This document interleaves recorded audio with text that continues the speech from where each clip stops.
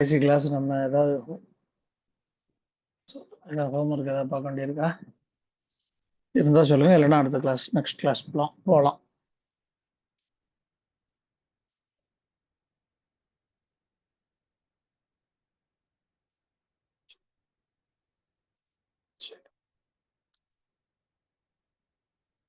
ஏதாவது ஹோம்ஒர்க்கு கொடுத்தனா ஞாபகம் இல்லை. ஹோம்ஒர்க் இல்ல ஐயா, இது புது கிளாஸுக்குங்கய்யா, புது கிளாஸுக்கு தான் சொல்றேன். புது கிளாஸ் தான் ஐயா. ஹோம்ஒர்க் இல்ல. சரி, ஹோம்ஒர்க் இல்ல. சரி சரி சரி, நல்லது நல்லது. சரி, இப்ப லேவியராகமும்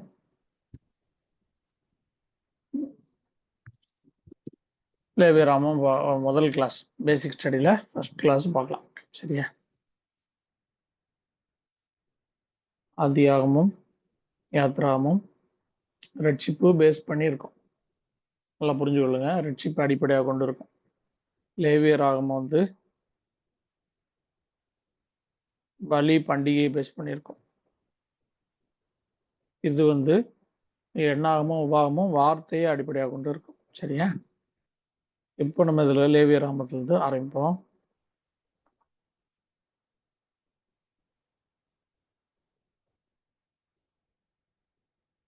யோவான் சுவிசேஷம் 1:1 வாசிங்க. யோவான் சுவிசேஷம் 1ஆம் அதிகாரம் 1 வசனம் வாசிங்க. ஆதியிலே வார்த்தை இருந்தது, அந்த வார்த்தை தேவனிடத்தில் இருந்தது, அந்த வார்த்தை தேவனா இருந்தது. ஆமென். இது வந்து ஆதியிலே வார்த்தை இருந்தது, அந்த வார்த்தை தேவனிடத்தில் இருந்தது, அந்த வார்த்தை தேவனா இருந்தது. வந்து எப்ராயிக் ரபானிக் மிசியானிக் பேஸ்ல தான் இருக்கு. சரியா? ஆதியிலே வார்த்தை இருந்தது, அந்த வார்த்தை தேவனிடத்தில் இருந்தது. ஆதியிலே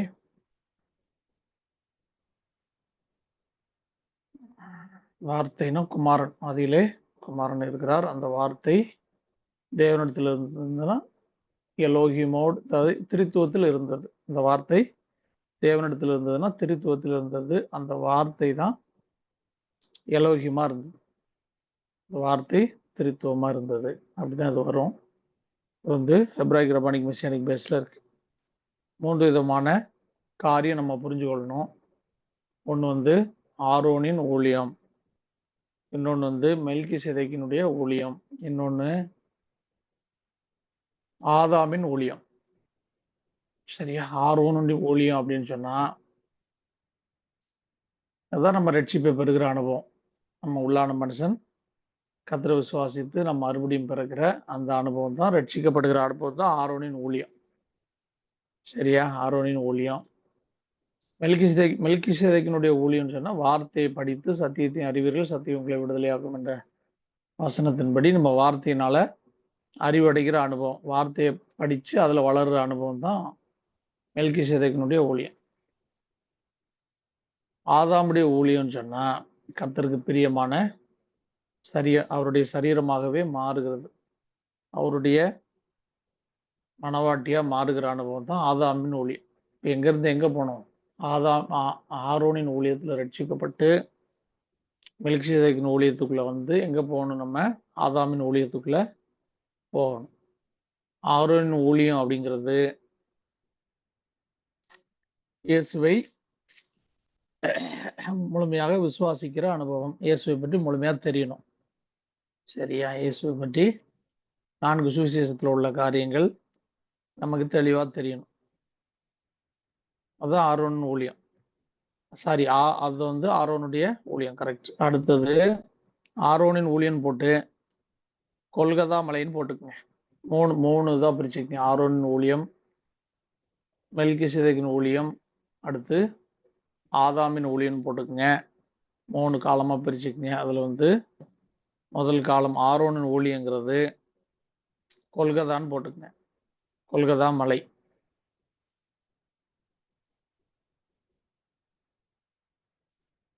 அடுத்தது மெல்கிசேதேக்கின் ஊழியங்கிறது கெத்செமனே தோட்டம், கெத்செமனே அனுபவம். அடுத்தது ஆதாமின் ஊழியங்கிறது மறுரூபமலை அனுபவம். மறுரூபமலையின் அனுபவம். 3 மலை, கொல்கதா மலை, கெத்செமனே, அடுத்தது மறுரூபமலை. இந்த ஆரோனின் ஊழியங்கிறது புரிஞ்சு கொள்ளுங்க. சந்தேகம் தான் கேளுங்க நடுவில். ஆரோனின் ஊழியங்கிறது நம்முடைய பாவம், ஆத்மாவிற்கு பாவம் கழுவப்படுகிறது. இதுல அவரு நானே வழியும் சத்தியம் ஜீவனுமா இருக்கிறேன்னு சொல்றாரு இல்லையா, அதுல கம்பேர் பண்ணி எழுதி. இதுல நானே வழி. ஆரோன் ஊழியத்துல ஆத்மாவிற்கு பாவம் கழுவப்படுகிறது. இதுல அவர் தான் வழி. நானே வழி, கர்த்தராகிய இயேசு கிறிஸ்து தான் வழின்னு போட்டிருக்கேன். அடுத்து 2வது மெல்கிசேதேக்கின் ஊழியத்துல இதுல அதுல பாவம் கழுவப்படுது. இதுல அவர் யாரா இருக்காரு? வார்த்தையாகிய தேவனா இருக்கிறார். அவரே சத்தியம்னு போட்டிருக்கேன். ஆதாமின் ஊழியத்துல மெல்கிசேதேக்கின் ஊழியத்துல வார்த்தையாகிய தேவனா இருக்கிறாரு. சத்தியத்தை படிச்சு வளரணும். இதுல அவரே சத்தியம். ஆதாமின் ஊழியத்துல நித்திய ஜீவனுக்கு ஏற்ற பிரகாரம் அறிவடைந்த ஆத்மா மறுரூபமாகிற அனுபவம். ஐ am the லைஃப், நானே ஜீவன். இப்போ முதல் இதுல வழி, 2வது இதுல சத்தியம், 3வது இதுல ஜீவன். அவரே ஜீவன். ஆதாமின் ஊழியத்துல நித்திய ஜீவனுக்கு ஏற்ற விதமாய் அறிவடைந்த ஆத்மா மறுரூபமாகிறது. 3 விதமான காரியம்: கொல்கதா மலை, கெத்செமனே மலை, மறுரூபமலை. ஆரோன் ஊழியம், மெல்கிசேதேக்கின் ஊழியம், ஆதாமின் ஊழியம். ஆரோனின் ஊழியங்கிறது ஒரு குழந்தை பிறக்கிறதுக்கு ஒப்பாக. சரியா? பிறக்கிற குழந்தை. அடுத்தது மெல்கிசேதேக்கின் ஊழியங்கிறது படித்து வளர்ற குழந்தை. படிக்கிறான், குழந்தை வளர்றான். அதாவது வாலிபனா வளர்றான், படிக்கிறான், வளர்றான். அந்த வளருகிற பருவ அனுபவம். அடுத்து ஆதாமின் ஊழியங்கிறது இந்த வளர்ந்த புருஷன் அல்லது வளர்ந்த குமாரத்தி திருமணம் பண்ணுகிற அனுபவம். ஆதாமின் ஊழியங்கிறது திருமணம் பண்ணுகிற அனுபவம். அதாவது கர்த்தராகிய இயேசு கிறிஸ்துவோடு நாம் சேர்ந்து கொள்ளுகிற அனுபவம். அவரோடு கூட மனைவியாக இணைந்து கொள்ளுகிற அனுபவம். சரியா? ஆரோன் ஊழியங்கிறது பாலை உண்ணுகிற அனுபவம். பால் உண்கிறவன் குழந்தையா இருக்கிறான்னு சொல்ற வாசிக்கிறோம் இல்லையா? பாலை உண்கிற அனுபவம். ஆரோன் ஊழியம் மட்டும் பாலை உண்ணுகிற அனுபவம். பலிபீடம்னு போட்டுக்கேன். பலிபீடம் போட்டுக்கேன். மெல்கிசேதேக்கின் ஊழியத்துல பலமான ஆகாரத்தை புசிக்கிற அனுபவம். இது பரிசுத்த ஸ்தலம்.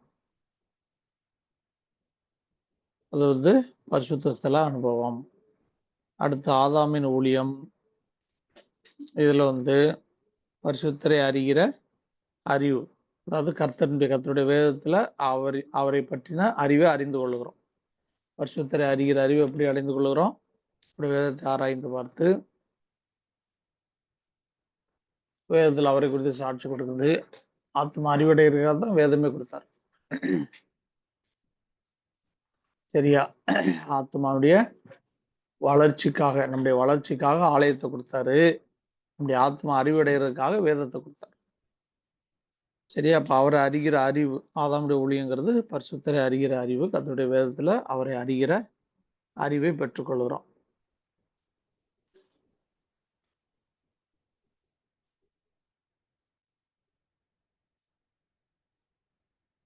சரி, இந்த மெல்கிசேதேக்கின் ஊழியங்கிறது பரிசுத்த ஸ்தல அனுபவம். பரிசுத்த ஸ்தல அனுபவத்துல நாம பயிற்சி பண்ணாதான் முடியும். இல்லாவிட்டால் தேறினவர்களாக, பூரண புருஷர்களாக ஆக முடியாது. பயிற்சி பண்ணாதான் முடியும். இல்லாவிட்டால் மகாபரிசுத்த ஸ்தல அனுபவத்திற்கு போக முடியாது, ஜீவனுக்குள் பிரவேசிக்க முடியாது. நல்லா புரிஞ்சுக்கொள்ளணும். ஆவி பிதாவுடையது, ஆத்மா கர்த்தருடையது, குமாரனுடையது. சரீரம் மண்ணுக்குரியது. சரீரம் மண்ணுக்குரியது, ஆத்மா கர்த்தருக்குரியது, ஆவி பிதாவுக்குரியது. இந்த 3 புரியணும் ஆவிக்குரிய வாழ்க்கையில. அதே மாதிரி திருத்துவம் சரியா புரியணும். பிதா குமாரன் பரிசுத்த ஆவியானவர் பற்றி தெளிவா நமக்கு புரிஞ்சாதான் மனவாட்டியா நம்ம ஆயத்தமாக முடியும், சபையை ஆயத்தப்படுத்த முடியும். இல்லைன்னா முடியாது. நிறைய இடத்துல தமிழ்ல படிக்கும்போது என்ன ஆகுது, எல்லாம் ஒண்ணு நினைச்சிடும். சரியா? பிதா, குமாரன், பரிசுத்த ஆவி. நமக்கு எப்படி ஆவி, ஆத்மா, சரீரம் 3 இருக்கு. 3க்கு வித்தியாசமான உணர்வு இருக்கு, கிரியைகள் இருக்கு. சரியா? அதே மாதிரி பிதா, குமாரன், பரிசுத்த ஆவியானவர்ங்கிறது ஒருவர் தான். 3 வித்தியாசமான ஆள் தத்துவங்கள். அதை படிக்க நம்ம புரிஞ்சுக்கலாம். சரியா? ஐ ஆம் த எலஃபண்ட் டவுன் கர்த்தராகிய இயேசு கிறிஸ்து சொன்னாரு. அதனாலதான் அதுதான் நமக்கு புதிய ஏற்பாட்டுல எப்படி வெளிப்படுத்தும் விஷயத்துல எப்படி மொழிபெயர்த்திருக்காங்க, நான் அல்பாவும் ஒமேகாவும் மொழிபெயர்த்திருக்காங்க. ஐ ஆம் த எலஃபண்ட் டவுன், நான் ஆலெஃபும் டவுமாக இருக்கிறேன். முதல் எழுத்து எபிரேய எழுத்தின் முதல் எழுத்தும் கடைசி எழுத்துமாக இருக்கிறேன் தான் சொல்றாரு.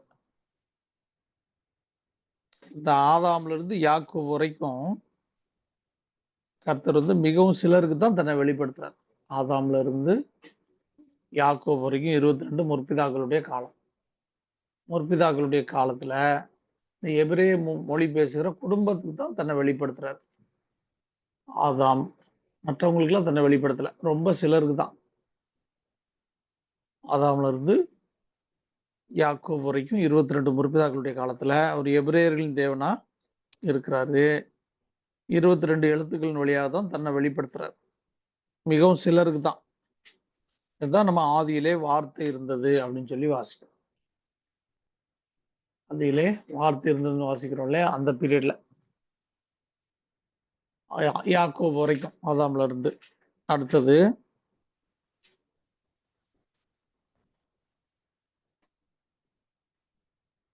அடுத்த பீரியட் ரபானிக்கல் பீரியட். முதல் பீரியட் ஹெப்ராயிக் பீரியட். எபிரேயர்களின் தேவன் அப்படின்னா ஆதாம்ல இருந்து யாக்கோபு வரைக்கும் 22 முற்பிதாக்களின் காலம். இஸ்ரவேலர்களின் தேவன் சொன்னா யாக்கோபுடைய 12 கோத்திர பிதாக்களுடைய காலம். அதுல இஸ்ரவேலர்களின் தேவனா இருக்கிறார். ரபானிக்கல் பீரியட். இதுல அதுலதான் தோராவை எழுதி கொடுத்தாரு, வார்த்தையை எழுதி கொடுத்தாரு, எண் கணக்கு போட்டு படிக்கிறதுக்கு கொடுத்த மெத்தட். அது இஸ்ரவேலர்களின் தேவனா இருக்கிறார் அந்த பீரியட்ல. அதுதான் வேதத்தின் மகத்துவங்களை அவர்களுக்கு எழுதி கொடுத்தேன், அவர்களும் அதை அந்நிய காரியமாக எண்ணார்கள். வேதத்துல தமிழ்ல இருக்கு. வேதத்தை ரபானிக்கல் ஸ்டடீஸ்ல படிக்கிறதுக்கு கொடுத்தேன்னு தான் ஒரிஜினல்ல இருக்கு. வேதத்தை எப்படி படிக்க கொடுத்தாரு? நம்மள மாதிரி கடன்னு படிக்கிறதுக்கு கொடுக்கல. வேதத்தை கணக்கு போட்டு ஆராய்ந்து தியானித்து படிக்கிறதுக்கு தான் கொடுத்தாரு. ரபானிக்கல் ஸ்டடீஸ்ல தான் இப்போ அந்த மெத்தட்ல தான் கொடுத்தாரு. அது அவர்களும் அந்நிய காரியமா எண்ணார்கள் தான் ஒரிஜினல்ல இருக்கு. இல்லையா? இது ரபானிக்கல் ஸ்டடீஸ்ல அவருடைய காலம் எப்படி இருக்கு? இஸ்ரவேலர்களின் தேவனா இருக்கு. இஸ்ரவேல் தேசம், அதாவது பரதேசிகளா தங்கி திரிந்தாங்க யாக்கோபு வரைக்கும். அதுக்கப்புறம் ஒரு தேசமா ஃபார்ம் பண்ணி தேசத்தை கொடுக்குறாரு. இஸ்ரவேலுக்கு ஒரு தேசத்தை கொடுக்குறாரு. அடுத்து மெசியானிக் ஸ்டடீஸ்ல கர்த்தராகிய இயேசு கிறிஸ்து பிறந்ததுல இருந்து கர்த்தராகிய இயேசு கிறிஸ்துடைய ரகசிய வருகை வரைக்கும் என்ன பீரியடு? Messianic studies. இதுல அவர் ரட்சிப்பின் தேவனா இருக்கார்.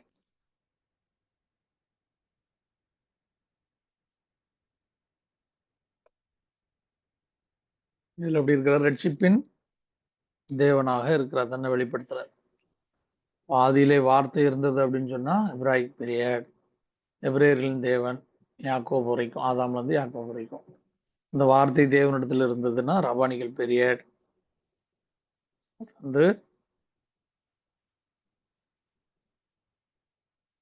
இஸ்ரவேல் கோத்திரம் 12 கோத்திரங்களுடைய அந்த காலம், இயேசு கிறிஸ்துடைய பிறப்பு வரைக்கும். யாக்கோபுடைய 12 பிள்ளைகள் இருந்து இது வரைக்கும், இயேசு கிறிஸ்துடைய பிறப்பு வரைக்கும். அந்த வார்த்தை தேவனா இருந்தது அப்படின்னா மெசியானிக் ஸ்டடீஸ். அதுல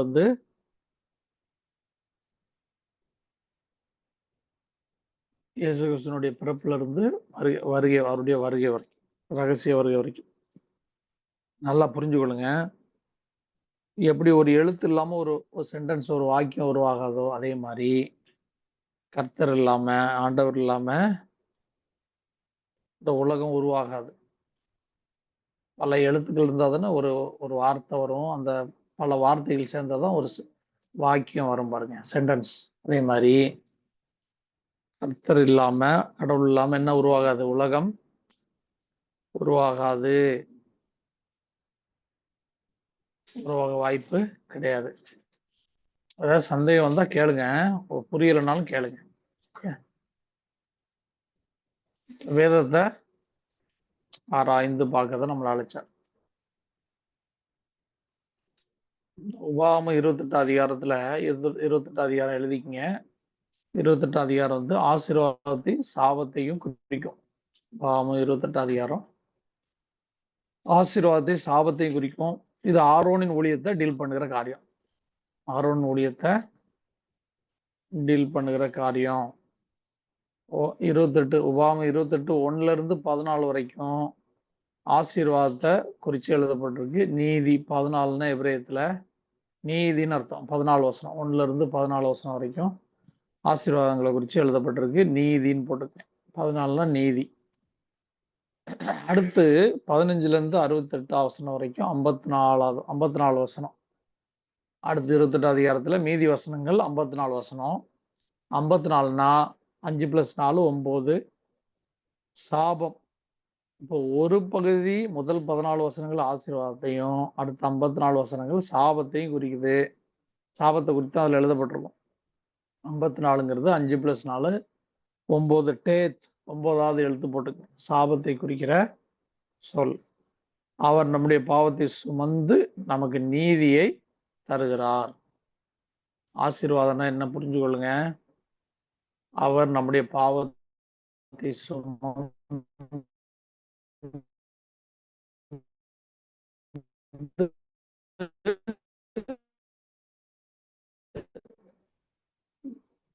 நமக்கு தருகிறார்.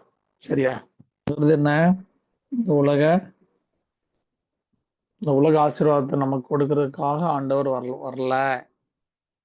ஆவிக்குரிய ஆசீர்வாதத்தை கொடுக்கறதுக்காக தான் வந்தாரு.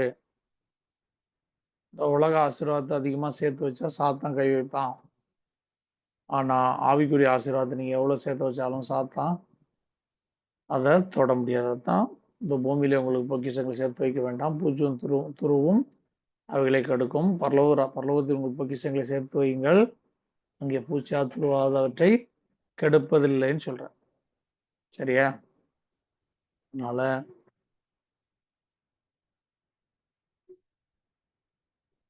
ஆசீர்வாதமும் சாபமும் யாருக்குள்ளாக தான் இருக்கு. நீங்க பின்னாடி படிப்பீங்க. பின்னாடி படிக்கும்போது கர்த்தராகிய இயேசு கிறிஸ்துவுக்குள் 2 காரியமும் இருக்கு. ஆசீர்வாதமும் இருக்கு, சாபமும் இருக்கு. 2மே அவருக்குள்ளாக தான் இருக்கு. அவர் ஏற்றுக்கொள்கிறவர்களுக்கு அவர் தன்னுடைய நீதியை கொடுக்கிறார், அவர்களுடைய பாவத்தை சுமந்து கொண்டு. அவரை ஏற்றுக்கொள்ளாதவர்களுக்கு அவர் நியாய தீர்ப்பை கொடுக்கிறார். இது அவருடைய நீதி. அவர்களை ஏற்றுக்கொள்ளாதவர்களுக்கு ரட்சிப்பு கிடையாது, நியாய தீர்ப்பு. சரியா? இப்ப கடவுளை தொடர்பு கொள்றதுக்கு எந்த ஒரு மொழியும் நமக்கு தடை இல்லை. நம்ம தமிழர்களா இருக்கலாம், மலையாளியா இருக்கலாம், ஹிந்தி பேசுறவங்களா இருக்கலாம், யார் வேணா இருக்கலாம். மொழி வந்து கர்த்தரை தேடுறதுக்கு ஒரு தொடர்பு, ஒரு தடை கிடையாது. சரியா? மொழி வழியாக அவரை தொடர்பு கொள்ளவும் முடியாது. எந்த ஒரு மொழி வழியாத்தான் எபிரேயத்துல ஜெபம் பண்ணா தான் ஆண்டவர் கேட்பாரு அப்படிலாம் கிடையாது. சரியா? எபிரேய மொழி யூதனுக்கு எபிரேயம் தான் சொந்த மொழி, தாய்மொழி. ஹீப்ரு தான் ஜெபிச்சுட்டு இருக்கிறான்.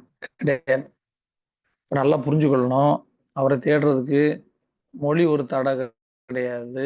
எந்த மொழியில இருந்து வேண்டுமானாலும் அவரை ஆராதிக்கலாம். என்ன புரிஞ்சுக்கொள்ளணும்? நமக்கு இருக்கிற உறவு ஆத்தும உறவு, கணவன் மனைவி உறவுக்கு ஒப்பான உறவு. அவருக்கு நமக்கு இருக்கிற உறவு ஆத்மால மணவாளன் மணவாட்டிங்கிற உறவு. அதனால அந்த ஆத்மால அவரை உணர முடியும். அவர் வந்து நம்ம வந்து அறிய முடியும். நம்ம ஒரு நாய்க்குட்டிக்கு அது பாஷையில பேசணும்னா நமக்கு அது பாஷை தெரியாது. ஆனா தொடர்பு கொள்ள முடியும். எப்படி? சாப்பாடோ ஒரு பிஸ்கட்டோ கொடுங்க, வாலாட்டிக்கிட்டு வந்து அப்படியே பொறுமையா சாப்பிடும். அதோட கம்யூனிகேட் பண்றோம். அதே மாதிரி தான் ஆத்மா ரட்சிக்கப்படும் போது கர்த்தரை, அந்த கர்த்தருடைய பிரசன்னத்தை உணர்கிறது. ஆத்மா வந்து உணர்கிறது. என்னுடைய பாவம் கழுவப்பட்டிருக்கிறது. கழுவப்பட்ட என்னுடைய ஆத்மா சந்தோஷமா இருக்கு. கழுவப்பட்ட என் ஆத்மாவுக்கு சமாதானமா இருக்கு. எந்த ஒரு பேர்டன் இல்லை, பாவத்துல உண்டாகிற பாரம் இல்லை அப்படிங்கிற ஒரு சமாதானம் வரும் பாருங்க. அப்பதான் அந்த ஆத்மா அறிய முடியுது, கர்த்தரை அறியுது. இப்படிதான் நம்ம கர்த்தரை வந்து அறிகிறோம் ரட்சிக்கப்படும் போது. அடுத்து சத்தியத்தை அறியும் போது, சத்தியத்துல அவர் வந்து கர்த்தரா இருக்கிறாரு, இந்த இயேசுவே கர்த்தரா இருக்கிறார் அப்படின்னு கண் திறந்து பார்க்கிறோம். வார்த்தையில் அவர் ஆராய்ந்து பார்த்து அறிவடைகிறோம். அடுத்தது அறிவடைந்த ஆத்மா நம்ம ஜெயம் கொள்ளும் போது ஜீவனுக்குள் பிரவேசிக்கிற அந்த அனுபவத்துக்குள்ள போறோம். அதுதான் கணவன் மனைவி அந்த உறவு, அதாவது ஆதாமின் ஊழியத்துக்குள்ள போகிற காரியம். சரியா? இப்போ எப்படி நம்ம வந்து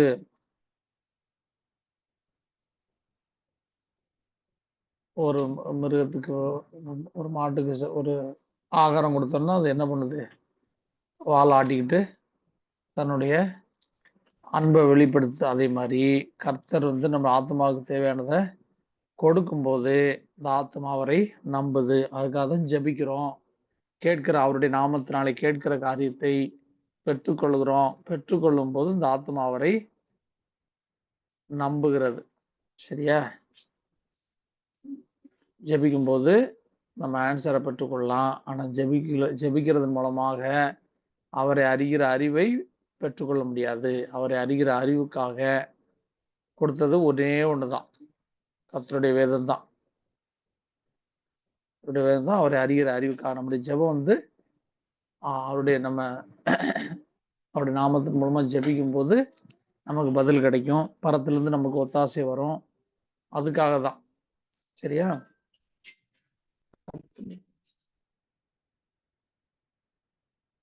சரியா? இப்போ திருவிருந்துல நம்ம பங்கு பெறுறோம். அப்பமும் திராட்சை ரசமும் ருசிக்கிறோம். இதுவும் அவரை அறிகிற அறிவை தராது. சரியா? நம்ம யூதர்களை போல ட்ரெஸ் போடுறதுனால, யூதர்களை போல சாப்பிடுறதுனால அதுவும் கர்த்தரை அறிகிற அறிவை தராது. எதுதான் தரும்? அவரை அறிகிற அறிவு தான் நித்திய ஜீவன். அவரை அறிகிற அறிவு வேதத்துல தான் எழுதி கொடுத்துருக்காரு, வார்த்தையில தான் இருக்கு. வார்த்தையை நம்ம புசிக்கும் போது தான் ஆத்மா பலப்படும், ஆத்மா ஸ்திரப்படும், ஆத்மா அறிவடையும். இப்போ 3 வகையான ஊழியத்தை குறித்து பார்த்தோம். ஆரோனின் ஊழியம் அப்படிங்கிறது போட்டுக்குங்க. ஆரோனின் ஊழியங்கிறது, ஆரோன் ஊழியம் 14 14 போட்டுக்குங்க. ரத்தம் கொடுக்கப்படுகிறது, ரட்சிப்புக்கு ஒரு வழி கொடுக்கப்படுகிறது. சரியா? ரத்தம் கொடுக்கப்படுகிறது. அடுத்து மெல்கிசேதேக்கின் ஊழியம், அது வந்து 11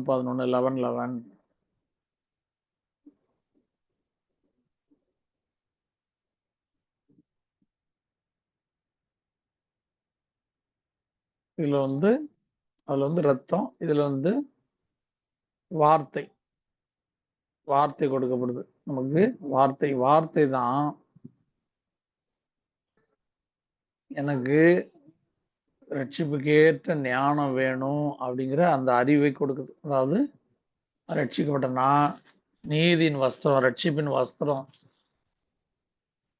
தரித்திருந்தாதான் சியோனுக்குள்ள போக முடியும் அப்படிங்கிற அறிவை நமக்கு தருகிறது. எது தருது? கர்த்தருடைய வார்த்தை தான் தருது. இது வந்து மெல்கிசேதேக்கின் ஊழியத்துல பரிசுத்த ஸ்தல அனுபவம். முதலாவது ஆரோன் ஊழியங்கிறது பலிபீட அனுபவம். அங்க வந்து கர்த்தராகிய இயேசு கிறிஸ்துவினுடைய ரத்தம் நமக்கு பாவ மன்னிப்புக்காக கொடுக்கப்படுகிறது. சரியா? அதுதான் வழி. அடுத்து 11 மெல்கிசேதேக்கின் ஊழியத்துல வார்த்தை நமக்கு கொடுக்கப்படுகிறது. இதுலதான் நமக்கு அவருக்கு உறவு, ஆத்தும உறவு 11 அடிப்படையில இருக்கு. அடுத்து ஆதாமின் ஊழியம், அது வந்து 19 அவர் பாதி நாம் பாதி, அவர் தலை நாம சரீரம். இது போட்டு 19, 19, 38 போட்டு ஆதியாகமம் 1:1 போட்டு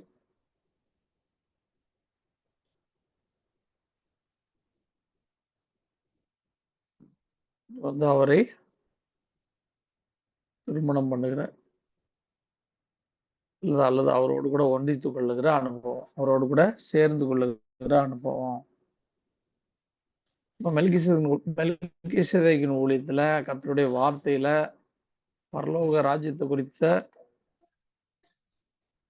காரியம் அநேக விஷயங்கள் உள்ள அடங்கியிருக்கு. சரியா? அதுக்காக தான் நம்ம வேதத்தை என்ன பண்ணோம், கடன்னு வாசிட்டு ஓடக்கூடாது. அந்த சிசி ஆர்சி பீப்புள் எல்லாம் பார்த்தீங்கன்னா, நான் ஒரு மாசத்துல 4 தடவை முடிச்சுட்டேன், 10 தடவை வேதத்தை முடிச்சுட்டேன். அப்படி படிக்கிறதுக்காக, மனப்பாடம் பண்றதுக்காக கொடுக்கப்பட்டதல்ல வேதம். ஒருவன் என்னில் அன்பா இருந்தால் என் வசனத்தை கை கொள்ளுவான் தான் போட்டிருக்க தவிர, ஒருவன் என்னில் அன்பா இருந்தால் என் வசனத்தை மனப்பாடம் பண்ணுவான்னு போட்டிருக்கா? என்னில் அன்பா இருந்தால் என் வசனத்தை பல தடவை வாசித்து மனப்பாடம் பண்ணுவான், பல தடவை வாசித்து முடிப்பான், உச்சரித்து கொண்டே இருப்பான் அப்படின்னு போட்டிருக்கா? இல்லை என்னில் அன்பா இருந்தால் என் வசனத்தை கை கொள்வான்னு போட்டிருக்கா? கை கொள்றது தான் காரியம். நல்லா புரிஞ்சு கொள்ளுங்க. வசனத்தை அன்பா இருந்தா கை கொள்ளுவீங்க. மனப்பாடம் பண்றதுனால ஆத்மாவுக்கு எந்த அறிவும் வராது. இப்போ 22 எழுத்துக்கள் வழியா தான் அந்த எபிரேயர்கள் தேவனா இருக்கும்போது வெளிப்படுறார், தன்னை வெளிப்படுத்துறார். சரியா? ஆரோன் ஊழியத்துல இப்ப அந்த 22 எழுத்துக்களையும் குறித்து கொஞ்சம் பார்த்துடலாம், டீட்டெயிலா பார்த்துடலாம். முதலாவது எழுத்து ஆலஃப். சரியா? ஆலஃப்னா நான் பலியாக இருக்கிறேன், நானே எல்லா பலியாகவும் நான் இருக்கிறேன். அதாவது தெரியுமில்ல எத்தனை வகையான பலி? பிரதான பலி, இந்த ஹோம்ஒர்க் இன்னைக்கு இப்போ கிளாஸ் முடிச்சோடனே இதுல அனுப்பிச்சு விடுறேன் இந்த ஷீட்டு, அதுல பாத்துங்க. பிரதான பலி வந்து 5 பலி, 5 வகையான பலி. சர்வாங்க தகன பலி, இன்னொன்னு போஜன பலி, சமாதான பலி, பாவ நிவாரண பலி, குற்ற நிவாரண பலி. இந்த எல்லா விதமான பலியாகவும் யார் இருக்கிறார்? கர்த்தர் இருக்கிறார். ஆலெஃப்னா தலைன்னு அர்த்தம். தலையாகிய கிறிஸ்து எப்படி இருக்க? எல்லா விதமான நான் பலியாக இருக்கிறேன் அப்படின்னு சொல்லி எழுதிக்கங்க. முதலாவது எழுத்து போட்டு ஆலஃப் எழுதி நான் பலியாக இருக்கிறேன் எழுதிக்கங்க. யாத்ராமம் 12:11 வாசிங்க. யாத்ராமத்துல 12:11 வாசி.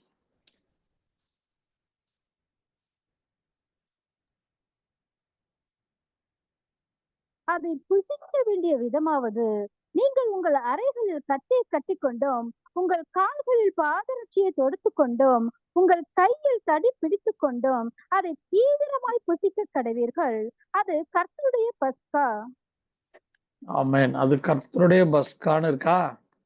ஒரிஜினல்ல எப்படி இருக்குன்னு சொன்னா, அவர் கர்த்தருடைய பஸ்கான்னு இருக்கு. அதுன்னு இல்ல, அவர் கர்த்தருடைய பஸ்கா. அப்படின்னா பஸ்கா ஆட்டுக்குட்டி யாரு? கர்த்தர் தான், குமாரன் தான். திருத்துவத்துல குமாரன் தான் பஸ்கா பலிங்கிறத உறுதிப்படுத்தும்படியா அவர் கர்த்தருடைய பஸ்கான்னு இருக்கு. அந்த வார்த்தை 11 எழுத்துல இருக்கு, எழுதிங்க. அது கர்த்தருடைய பஸ்கா இல்ல, அவர் கர்த்தருடைய பஸ்கான்னு இருக்கு. அது 11 எழுத்துல தான் இருக்கு. 11னா அவரை குறிக்கிற காரியம். மணவாளன் தான் பஸ்கா. ஆதியாகமம் 1:1 இருக்கிறவர் தான் ஜீவ பலியா சிலுவையில் பலியா ஒப்பு கொடுக்க வரப்போறாரு அப்படிங்கிறது தான் சொல்லுது. சரியா? அடுத்தது 2வது எழுத்து பேத் போட்டுங்க.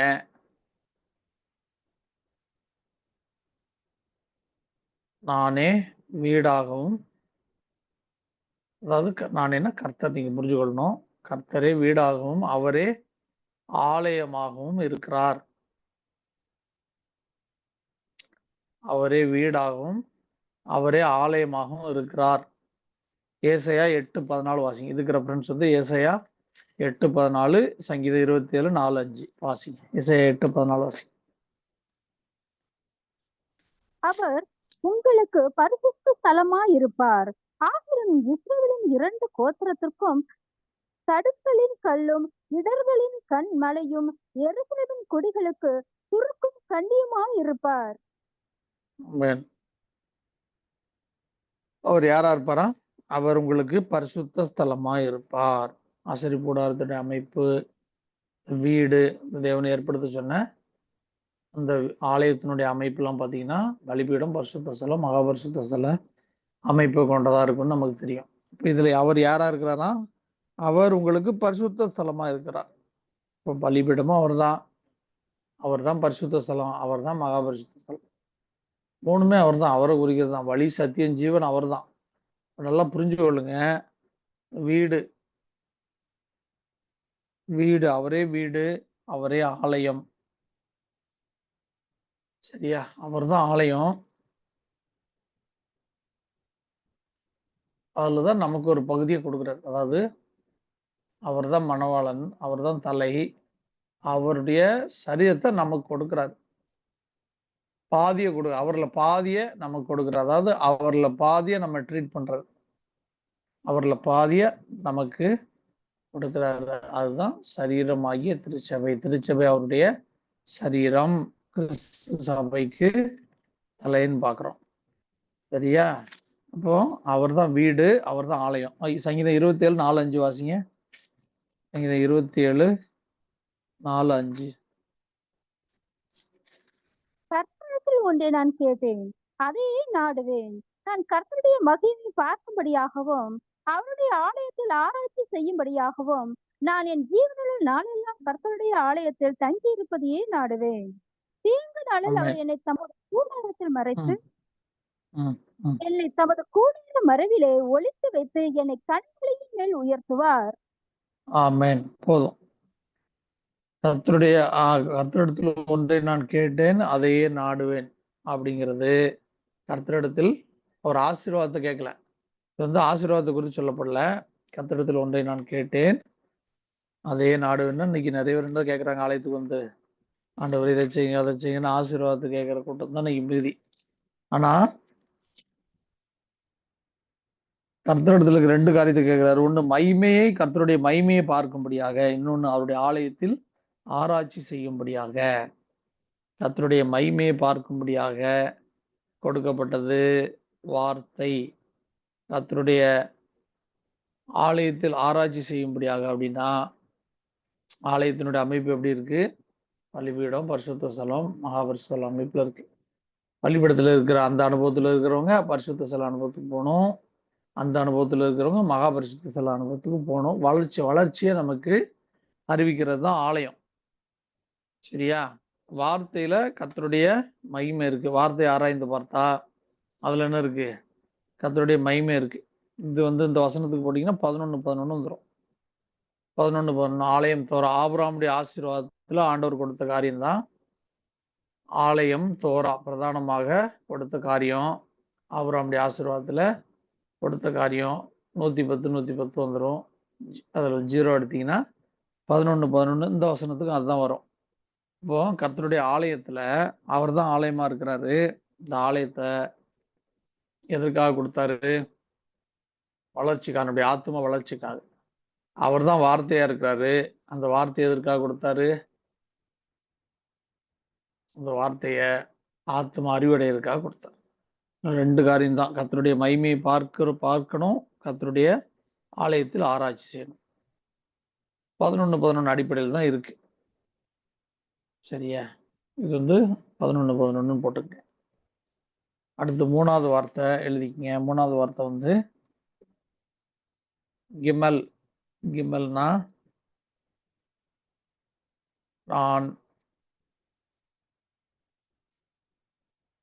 நானே சுமக்கிறவராய் இருக்கிறேன். அதாவது நம்மை கவனிக்கிறவராய், விசாரிக்கிறவராய், நம்மை சுமக்கிறவராய் இருக்கிறார். எசையா 46:4 வாசிங்க. எசையா இதுக்கு ரெஃபரன்ஸ். எசையா 46:4.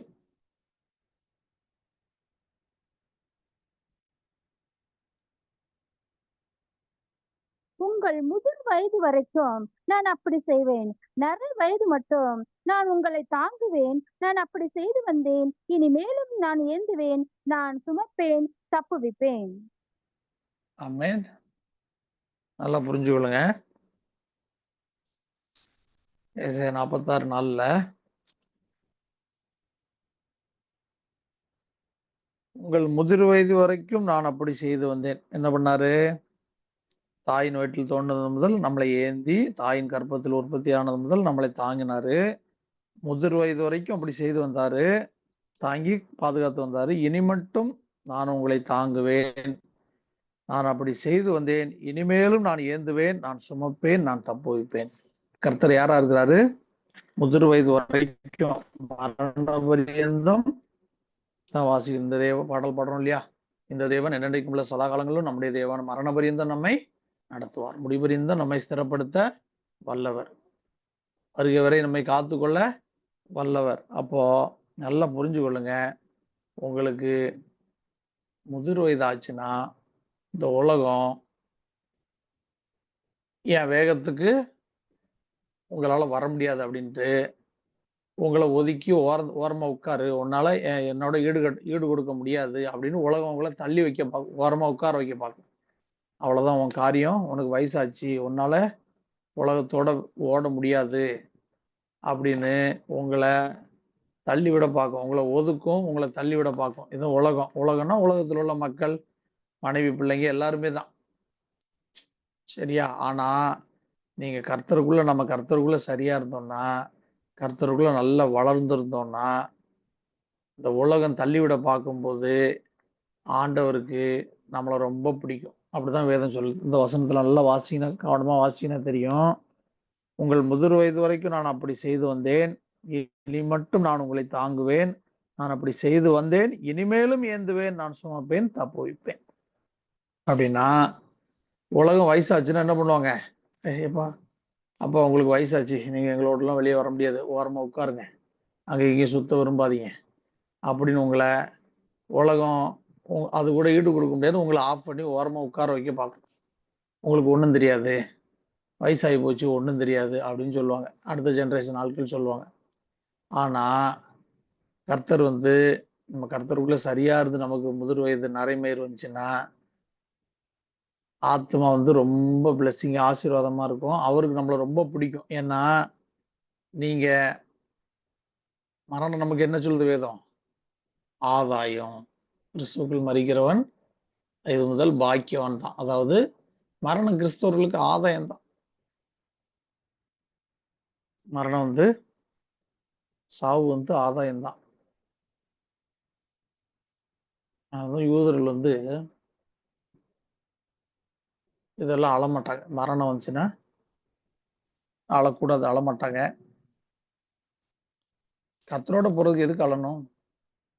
பாஸ்டர் இருக்காரு, மரிக்கிறாரு, கர்த்தருக்குள்ள மரிச்சாருன்னா எதுக்கு அழணும்? ஆக்சுவலா சந்தோஷம் தானே போடணும். கர்த்தரோடு கூட இருக்க போறாரு, வாழ போறாருன்னா என்ன பண்ணணும்? சந்தோஷம் தான் போடணும். அதனால யூதர்கள் இப்படி அழமாட்டாங்க. அந்த அந்த டைம்ல தான் 7 நாள் துக்கம் கொண்டாடுவாங்க. அந்த டைம்ல தான் இந்த கல்யாண காரியங்கள் இதெல்லாம் பேசுவாங்க. நல்ல காரியங்கள்லாம் அந்த இதில் பேசுவாங்க. இப்போ என்ன புரிஞ்சுக்கொள்ளணும் அப்படின்னா, முதிர் வயது அந்த உலகம் நம்மளை தள்ள பார்க்கும். கர்த்தருக்குள்ள வளர்ந்து முதிர்ந்த பூரண புருஷர்களா வளர்ந்துருந்தோம்னா கர்த்தர் நம்மை வரவேற்க தயாரா இருப்பார். சரியா? அடுத்து ஒரு வசன ரெஃபரன்ஸ் வாசிங்க. 1 பேதுரு 5:7 வாசிங்க. 1 பேதுரு 5:7. அவர் உங்களை விசாரிக்கிறவரானபடியால் உங்கள் கவலைகள் எல்லாம் அவர் மேல் வைத்து விடுங்கள். ஏன் அவர் மேல் வைத்து விடுங்கள்? 2 பேதுரு 5:7. ஏன்னா அவர் நம்முடைய கவலைகள் எல்லாம் சுமக்கிறவர், அவர் நம்மை விசாரிக்கிறவர். அப்படின்னா நம்ம கவலைகள்லாம் ஏன் அவர் மேல் வைத்து விடும்? அவர்கிட்ட சொல்லிட்டு நம்ம ஃப்ரீயா இருக்கணும். அப்படின்னா நம்ம கவலைகள்லாம் எல்லாவற்றையும் மாத்துற வல்லமை அவருக்கு இருக்கு. எல்லாவற்றையும் சரி பண்ணுகிற அதிகாரம் அவருக்கு இருக்கு. அவர்கிட்ட சொல்லிட்டு நம்ம ஃப்ரீ ஆகிக்க சொல்றாரு. நம்ம கவலைகளை அவர்கிட்ட சொல்லிட்டு நம்மளை ஃப்ரீ ஆகிக்க சொல்றாரு. நான் பொறுப்பேற்றுக்கிறேன், சுமந்துக்கிறேன். நம்முடைய பாரங்கள் உள்ளமதின் பாரங்களை ஊக்கமாய் கர்த்தரிடம் சொல்லுவோன்னு பாடுறோம். உள்ளமதின் பாரங்களை ஊக்கமாய் கர்த்தரிடம் சொல்லுவோம் பாடுறோமா? ஏன்? உள்ளமதின் பாரங்களை அவர்கிட்ட சொல்லிட்டோம்னா காரியங்களை ஒருவேளை நம்மளால எல்லா காரியத்தையும் சரிப்படுத்த முடியாது, அவரால் சரிப்படுத்த கூடும். அவருக்கு சித்தமானதை செய்வார். அதனால அவர்கிட்ட சொல்லிட்டு நம்ம ஃப்ரீ ஆயிக்கணும். அவர் நம்மை சுமக்கிற தேவன். அப்போ நல்லா புரிஞ்சு கொள்ளுங்க. அடுத்த வார்த்தை டாலத். டாலத்னா நானே ரட்சிப்பின் வாசல். இந்த வாசல் டோர்னு அர்த்தம். டாலத் 4வது எழுத்து டோர்னு அர்த்தம். டோர்னா வாசல். இந்த வாசல் நானே வாசலாய் இருக்கிறேன். இந்த வாசல் எப்படிப்பட்ட வாசல்? நானே ரட்சிப்பின் வாசலாய் இருக்கிறேன் அப்படின்னு கர்த்தர் சொல்றார். யோவான் 10:9 வாசிங்க. யோவான் 10ஆம் அதிகாரம் 9ஆம் வசனம். நானே வாசல். என் வழியாய் ஒருவன் உட்பிரவேசித்தால் அவன் ரட்சிக்கப்படுவான். அவன் உள்ளும் புறமும் சென்று மேய்ச்சலை கண்டடைவான். ஆமென். நானே வாசல். இந்த வாசல் எது? ரட்சிக்கப்படுறதுக்காக உள்ள வாசல். அதாவது ஒரு ரட்சிக்கப்படணும்னா அவர் தன்னுடைய கரத்தை காண்பிச்சாதான் முடியும். அதான் நானே வழி, நானே வாசல் அப்படின்னா புரிந்து கொள்ளுங்க. ஒருத்தர் ரட்சிக்கப்படணும்னா அவர் வழியா உட்பிரவேசிச்சாதான், இல்லாவிட்டா முடியாது. அவர் வழியாய் உட்பிரவேசிச்சாதான், அந்த வாசல் வழியாய் உட்பிரவேசிச்சாதான்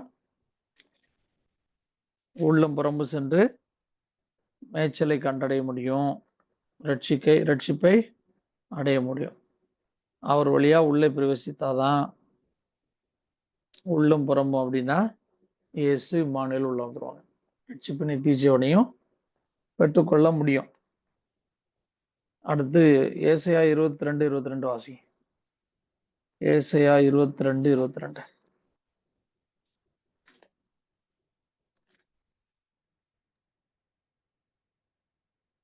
தாவீதுடைய வீட்டின் திறவுகோலை அவன் தோளின் மேல் வைப்பேன்.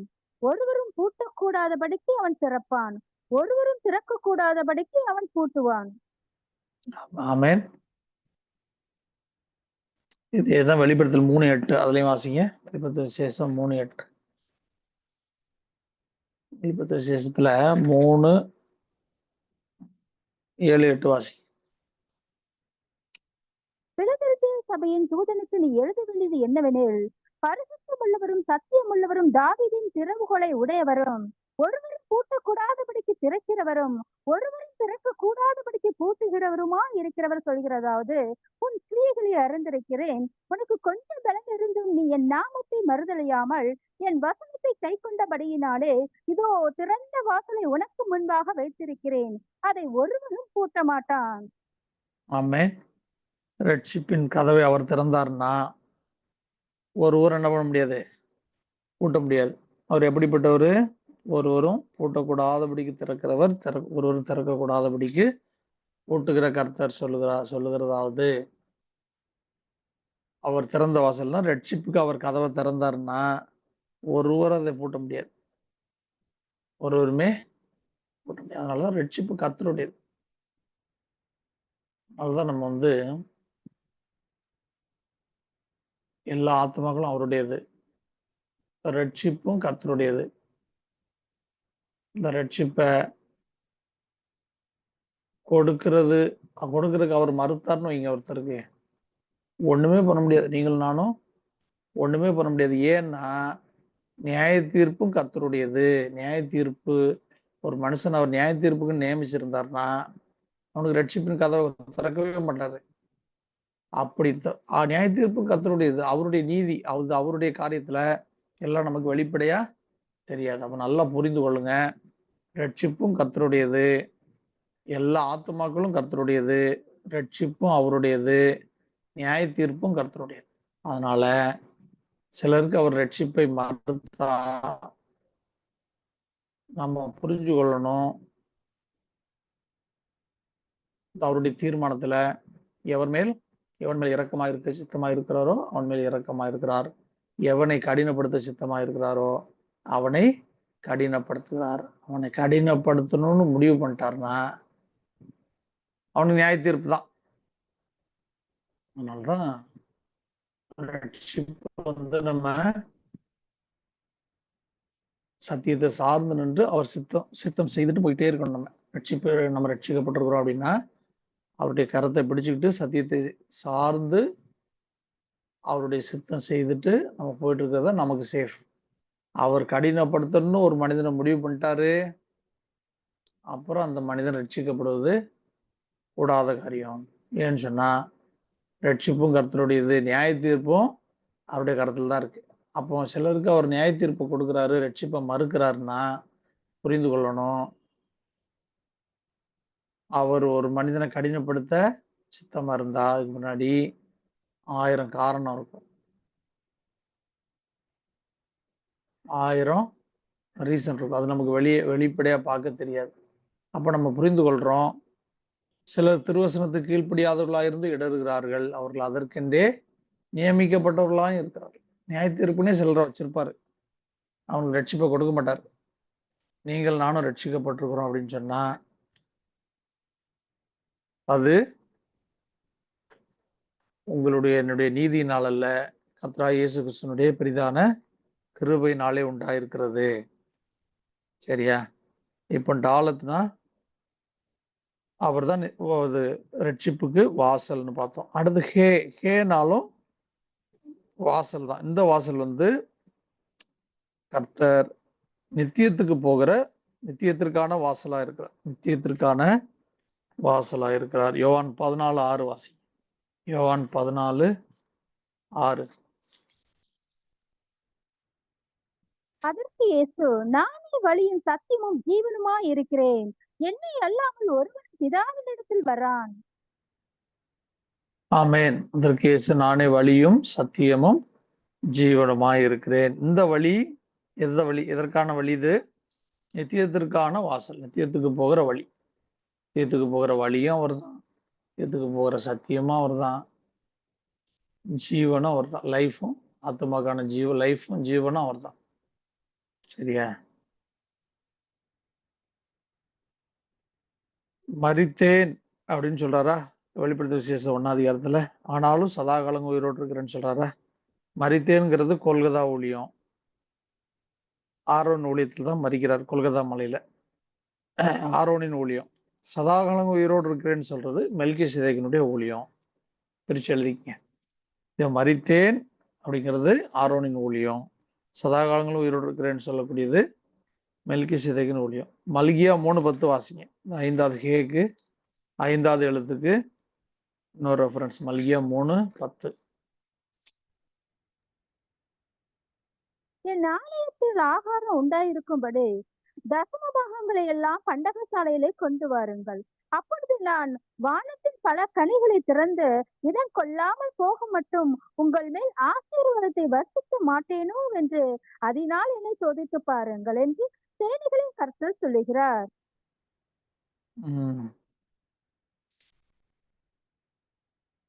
வானத்தின் பலகணிகளை திறந்து. சரியா? வேதத்தின்படி வானத்தின் பலகணிகளை திறந்து அப்படின்னு நம்ம வாசிக்கிறோம். இது நித்தியத்திற்கான வாசல். வானம் திறக்கப்பட்டது அப்படின்னா இயேசு கிறிஸ்துவானவர் ஞானஸ்நானம் எடுத்து கரையேறின போது அவருக்கு வானம் திறக்கப்பட்டது வேதத்தின்படி. அதனால அதுக்கப்புறம் அவர் என்ன செஞ்சார்னா எங்கும் நன்மை செய்கிறவராய் சுற்றி திரிந்தார். வானம் திறக்கப்பட்டதுன்னா நாம நன்மை செய்யணும், கர்த்தரிடத்திலிருந்து நன்மை நமக்கு கடந்து வரும், நன்மை நாம பிறருக்கு செய்யணும், அதான் அதனுடைய அர்த்தம். அப்போ வானத்தின் பலகணிகளை திறந்து இடம் கொள்ளாமற் போக மட்டும் உங்கள் மேல் ஆசீர்வாதத்தை வர்ஷிக்க மாட்டேனோ என்று அதனால் என்னை சோதித்து பாருங்கள் என்று சேனையில் கர்த்தர் சொல்லுகிறார். ஆசீர்வாதத்துக்கு, இந்த உலக பொருளாதார ஆசீர்வாதத்துக்கு கர்த்தர் வைத்திருக்கிற கீ தசமபாகம் தான். விதைச்சா அறுப்பு உண்டு, விதைக்காம அறுவடைய எதிர்பார்க்க முடியாது. அதன் அடிப்படையில கர்த்தர் இந்த பூமியில பொருளாதார ஆசீர்வாதத்துக்கு வைத்திருக்கிற ஒரு கீ தான் தசமபாகம். அதை கண்டிப்பா ரட்சிக்கப்பட்டு அவரோட உறவுல ஐக்கியத்துல இருக்கிற ஒவ்வொரு ஆத்மாவும் கண்டிப்பா கொடுக்கணும். ஞானஸ்நானம் எடுத்து அபிஷேகம் பெற்று அவரோடு மனவாட்டிங்கிற உறவுல இருக்கிற ஒவ்வொரு ஆத்மாவும் கண்டிப்பா தசமபாகம் கொடுக்கணும். இந்த உறவுல இல்லாதவங்க கொடுக்க வேண்டியதில்லை, இந்த உறவுல இருக்கிறவங்க கண்டிப்பா தேவனுடைய ராஜ்யத்துக்கு செலுத்துகிற வரி, ஒரு காரியம். அதாவது இதுவும் ஒரு காரியம், நம்ம ஆசீர்வதிக்கப்பட்டதுக்கு ஒரு காரியம். ராஜ்யத்துக்கு கொடுக்கிற வரி தான் ஆவியின் கனி. ஆவின் கனி, இது நம்ம ஆவின் கனி 9 கனி இருக்கு இல்லையா, அதுதான் நமக்கு ராஜ்யத்துக்கு செலுத்துகிற வரி. இப்ப நல்லா புரிஞ்சுக்கொள்ளுங்க, நம்முடைய நமக்கு வானம் திறக்கப்பட்டா நம்ம நன்மை செய்யணும். நம்முடைய இருதயம் திறக்கப்பட்டா நல்ல கனி கொடுக்கணும். நம்முடைய கண்கள் திறக்கப்பட்டா வேதத்தை ஆராய்ந்து பார்க்கணும். 3 காரியத்தையும் நோட்ல எழுதுறீங்களோ இல்லையோ, மனசுல எழுதிக்கிங்க. உங்களுடைய ஆவிக்குரிய கண்கள் திறக்கப்பட்டா வேதத்தை ஆராய்ந்து பார்க்கணும். வேதத்துல இருக்கிற கர்த்தரை அறிந்து கொள்றதுக்கு, ஆத்மாவுக்கு அவரை, வார்த்தையாகி அவரை புசிக்கிறதுக்கு. கண்கள் திறக்கப்பட்டா பார்க்கணும், வேதத்துல அவரை பார்க்கணும். நம்முடைய காதுகள் திறக்கப்பட்டா ஆவியானவர் சபைக்கு சொல்லுகிறதை காதுள்ளவன் கேட்க கடவன். காதுகள் திறக்கப்பட்டா ஆவியானவர் சொல்லுகிற அவருடைய சத்தத்தை காது கொடுத்து கேட்கணும். நம்முடைய இருதயம் திறக்கப்பட்டா நல்ல கனி கொடுக்கணும். நமக்கு வானம் திறக்கப்பட்டா நன்மை செய்ய வேண்டும். இல்லாவிட்டால் கர்த்தர் கணக்கு கேட்பார். ஏன்னா யார்கிட்ட அதிகம் கொடுத்தாரோ அவங்கள்ட்ட அதிகம் கேட்பார். இதெல்லாம் மறந்துடாதீங்க. 4 காரியம்.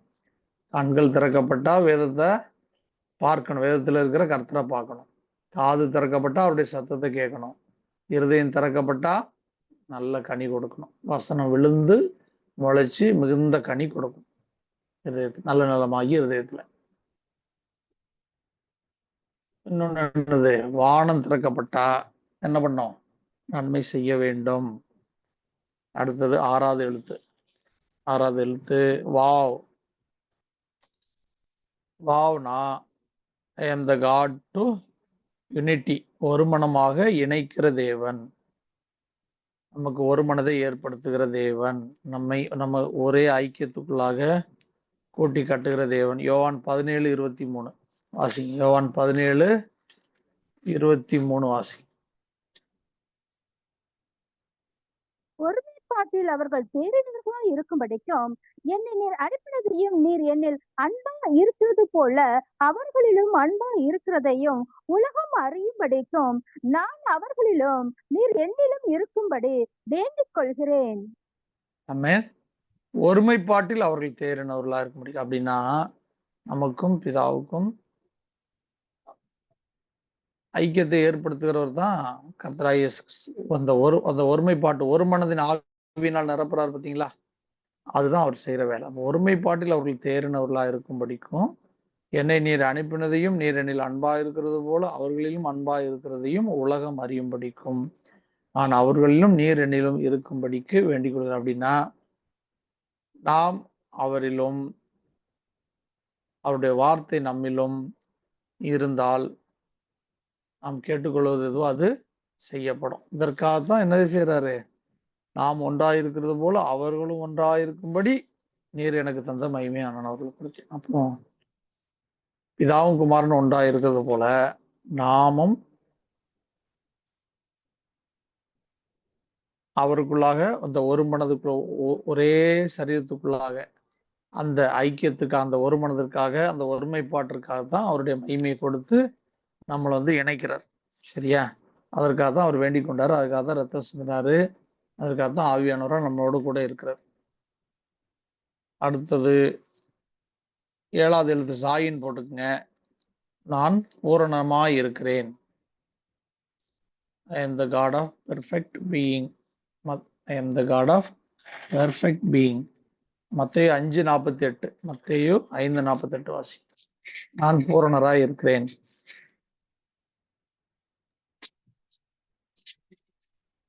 ஆகையால் பரலோகத்தில் இருக்கிற உங்கள் பிதா பூரண சர்க்குணரா இருக்கிறது போல நீங்களும் பூரண சர்க்குணரா இருக்க கடவீர்கள்.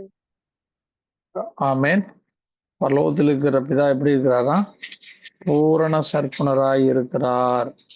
அதுபோல நாமும் பூரண சர்க்குணராய் இருக்க வேண்டும். அதான் சாயின்னா வெட்டும் கருவி அர்த்தமா? இந்த சாயின்னா நமக்கு கர்த்தருக்கு எதெல்லாம் பிரியமான கனி நாம கொடுக்கறதுக்கு நமக்கு தடையா இருக்குதோ அதெல்லாம் கட் பண்ணி விட்டே வருகிற கருவி தான் இந்த சாயின். சாயின்னா கனி கொடுக்க யோவான் 15 வாசிக்கிறோம்ல, எனில் கனி கொடுக்கிற கொடியதுவோ அது அதிக கனிகளை கொடுக்கும்படி சுத்தம் பண்ணுகிறார்னு வாசிக்கிறோமா. அதுதான் அந்த கருவி. நல்ல கனி கொடு, நல்ல இருதயமா இருந்தா நம்ம அவருக்கு உண்மையுள்ள ஆத்துமாக்கள் அவருக்கு நம்மளை ஒப்பு கொடுத்தா நமக்கு எதெல்லாம் நல்ல கனி கொடுக்கிறது. அதான் வசனம் நம்ம இடத்துல புறப்பட்டு வரும்போது நம்மை இருதயத்தை குத்தி கிழிச்சு சீர்படுத்தும். அப்போ வலிக்கும், ஆபரேஷன் எல்லாம் பண்ணும். குத்தி கிழிச்சு சரிப்படுத்தும் போது நமக்கு சரீரத்துக்கு ஆபரேஷன் பண்ணும்போது வலிக்குதா இல்லையா? அப்ப ஆத்மாவை சரிப்படுத்தும் போது வலிக்குமா வலிக்காதா?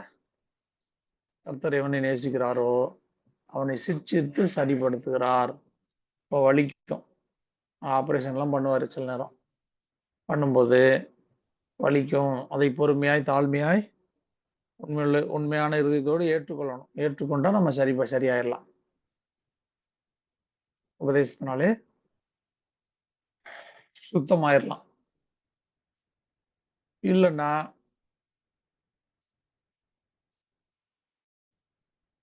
நித்தியத்துக்கு போகும்போது இதெல்லாம் கண்ணை மறைக்கும்.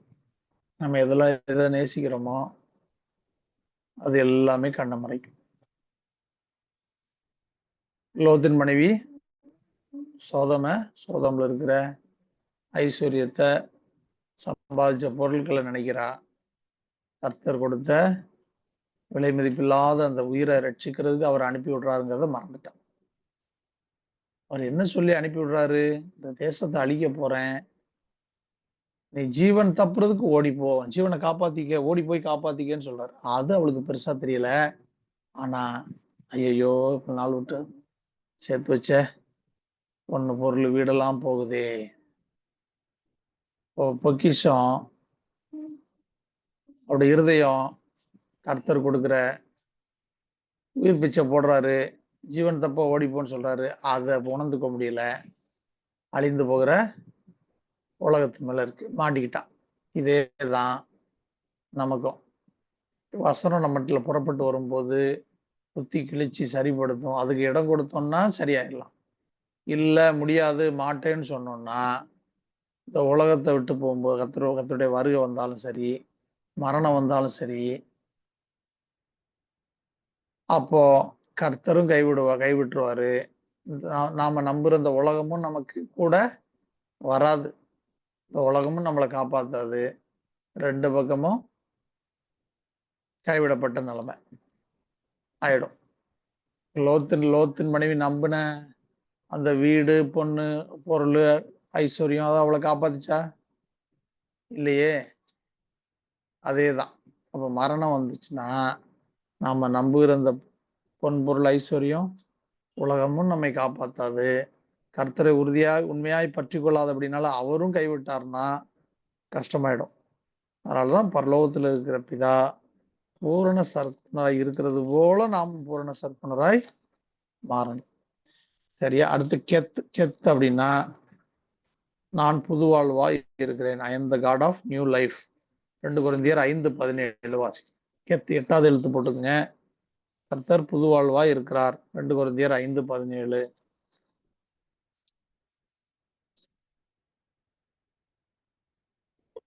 கிறிஸ்துவுக்குள் இருந்தா புதிய சிருஷ்டியா இருக்கிறான், பழையவைகளை ஒளிந்து போயின, எல்லாம் புதிதாயின.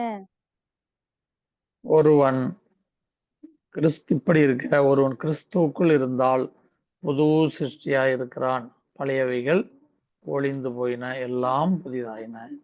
இதுதான் மறுபிறப்புக்கு உண்டான கீ. ஒருவன் கிறிஸ்துவுக்குள் இருந்தா, மறுபடியும் பிறந்தான்னா, அப்பதான் அவன் கிறிஸ்துவுக்குள்ளானவனா மாறுறான். சரியா? மறுபடி பிறக்கும் போதுதான் உள்ளான மனுஷன் புது சிருஷ்டியா இருக்கிறான். ஒருவன் பழைய மனுஷனுக்கு மறிச்சு புதிய மனுஷனா பிறந்திருக்கிறான். இப்ப கிறிஸ்துவுக்குள்ள இருக்கும்போது தான் அப்படி இருக்கிறான், புது சிருஷ்டியா இருக்கிறான். பழையவைகள் ஒளிந்து போயின, எல்லாம் புதிதாயின. ஏன்னா கிறிஸ்து மரித்தேனானாலும் சதா காலங்களும் உயிரோடு இருக்கிறேன்னு சொல்றாரா? புது வாழ்வு, அதாவது 8 எபிரேயத்துல நியூ லைஃப்னு ஏன் சொல்றோம் புது வாழ்வு அப்படின்னா, வேலைக்குள்ள எத்தனை பேர் பிரவேசிச்சாங்க? 8 சிலராகி 8 பேர் மாத்திரம் பிரவேசித்து காக்கப்பட்டது. எதற்கு அடையாளம்னா புது வாழ்வுக்கு அடையாளம். 8ங்கிறது நியூ லைஃப், புது வாழ்வுக்கு அடையாளம். அதனால கிறிஸ்துவுக்குள்ள இருக்கிற நாம் புது சிருஷ்டியா இருக்கிறோம் அப்படின்னா, ஆதாம் எப்படி உண்டாக்கப்பட்ட போது அப்பழுக்கற்றவனா இருக்கிறானோ அதே போல இருக்கிறது தான் குறிக்குது. பழையவள் எல்லாம் ஒளிந்து போயின, எல்லாம் புதிதாயினுங்கிறது. சரியா? அடுத்தது 9வது எழுத்து டேத் போட்டுக்குங்க. I am the God who become curse for you. நான் உனக்காக சாபமாய் இருக்கிறேன். நான் உனக்காக, கர்த்தர் நமக்காக சாபமாய் மாறினார். கலாத்தியர் 3:13.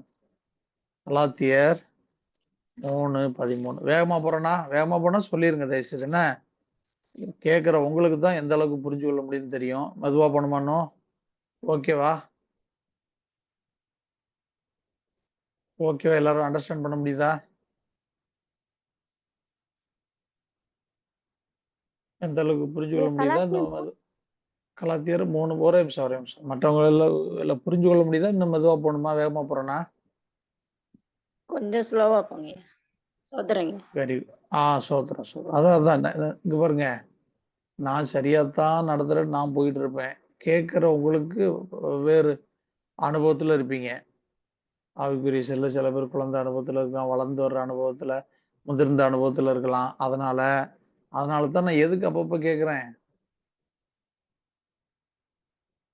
உங்களை செக் பண்றதுக்கு இல்ல, நான் ஏதாவது மாத்திக்கணுமா அப்படிங்கறதுக்காகவும் தான். நான் ஏதாவது ஸ்லோவா போறேன்னா, இல்ல உங்களுக்கு புரியுதா புரியலையா அப்படிங்கறதுக்காக தான். சரியா? அதனால தயவு செய்து அப்படி இருந்தா மைக் ஆன் பண்ணி சொல்லுங்க, ஒண்ணும் தவறு கிடையாது. சரியா? கலாத்தியர் 3:13 வாசிங்க. கலாத்தியர் 3:13. மரத்தில் தூக்கப்பட்ட எவனும் சபிக்கப்பட்டவன் என்று எழுதியிருக்கிறபடி கிறிஸ்து நமக்காக சாபமாகி நியாயப்பிரமாணத்தின் சாபத்திற்கு நம்மை நீங்களாக்கி மீட்டுக் கொண்டார்.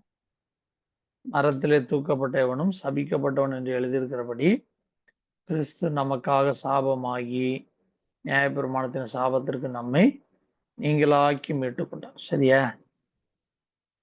நமக்கு தான் பாவத்தின் சம்பளம் மரணம், நமக்கு தான் வரணும். ஆக்சுவலி அவர் மரத்துல தூக்கப்பட்ட மாதிரி நம்மளை தான் அடிச்சு கொலை செய்யணும். ஏன்னா பாவத்தின் சம்பளம் என்னது? மரணம்.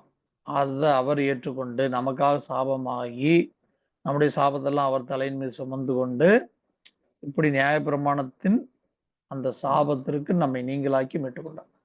நியாயப்பிரமாணம் செய்யணும், பாவம் செய்தா ஒருவனை கல்லெறிஞ்சு கொலை செய்யணும். அப்படி கொலை செய்யறவனை அப்படி மரத்துல தூக்கி போடணும். சாயங்காலத்துக்கு மேல இருட்டும் போது மரத்துல இருக்கக்கூடாது. ஏன்னா மரத்துல தூக்கப்பட்டவன் சபிக்கப்பட்டவன்ற அடையாளத்துக்காக. அப்போ புரிஞ்சு கொள்ளணும், பாவத்தின் சம்பளம் நமக்கு தான் தண்டனை கிடைக்கணும். அதை தான் கர்த்தர் சிலுவையில தன்னுடைய தலையின் மீது ஏற்றுக்கொண்டு நம்மை மீட்டுக் கொள்றார். அவர் விசுவாசிக்கிற நம்மை மீட்டுக்கொள்றார். கர்த்தர் நமக்காக சாபமாய் இருக்கிறார். கர்த்தர் நான் உனக்காக சாபமாய் இருக்கிறேன். அடுத்தது 10வது எழுத்து யோது போட்டுக்குங்க. 10வது எழுத்து யோது. நான் கையா இருக்கிறேன். நான் I am the hand. I am the God of the hand. கையா இருக்கிறேன். எசையா 41:13 வாசிங்க. எசையா 41:13.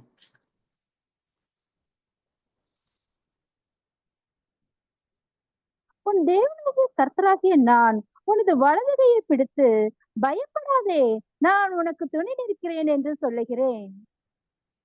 ஆமென். உன் தேவனாயிருக்கிற கர்த்தராகிய நான் உன் வலது கையை பிடித்து பயப்படாதே, நான் உனக்கு துணை நிற்கிறேன் என்று சொல்லுகிறேன்.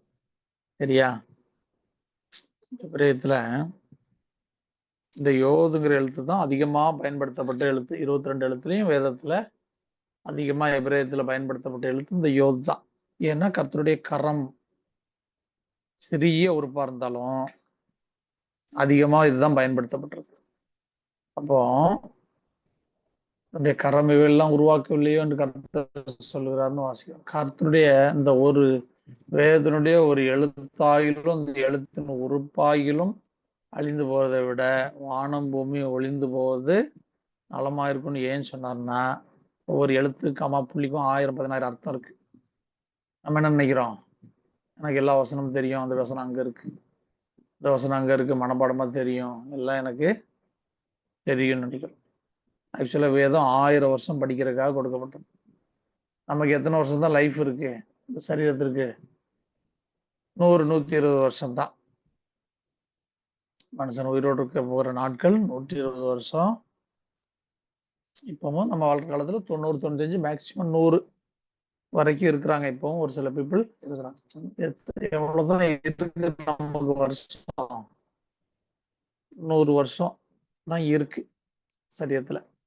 அப்போ நம்ம சொல்ல முடியுமா, அடைந்தாயிற்று முற்றும் தேரணும் நானேன் என்று எண்ணாமல் சேசுனால் எதற்காக பிடிக்கப்பட்டோமோ அதை பிடித்துக் கொள்ளும்படி ஓடிக்கிட்டே இருக்க வேண்டியதான். அதுதான் செய்ய முடியும். சரியா? அடுத்தது அப்போஸ்தலர் நடபடிகள் 7:50 வாசி. அப்போஸ்தலர் நடபடிகள் 7:50.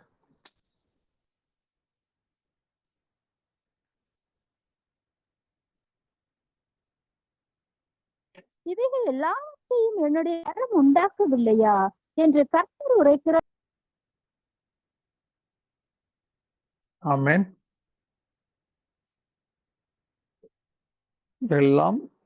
இவைகள் எல்லாவற்றையும் அவருடைய கரம் தான் உண்டாக்கிச்சு. உண்டாக்கவில்லையா என்று கர்த்தர் உரைக்கிறார் என்று சொல்லி இருக்கிறானே. கர்த்தருடைய கரம் அதுக்கு பயன்படுத்தப்பட்ட எழுத்து சிறிய உறுப்பா இருக்கலாம். அது அழிந்து போகாது. ஏன்னா அவர் அழியாதவர். தேவன் அழியாதவர், நித்தியத்துக்குரியவர். ஒரு உறுப்பு ஒண்ணு அழிந்து போகாதியா. வானம் பூமி அதோட அதை அழிக்கிறது அவருக்கு லகுவான காரியம். அதனால புரிந்து கொள்ளுங்க, நம்ம ஆராதிக்கிற தேவன் இன்னார் என்று அறிந்து ஆராதிப்பது நமக்கு நலமான காரியம். யோவான் 10:28 வாசிங்க. யோவான் 10:28.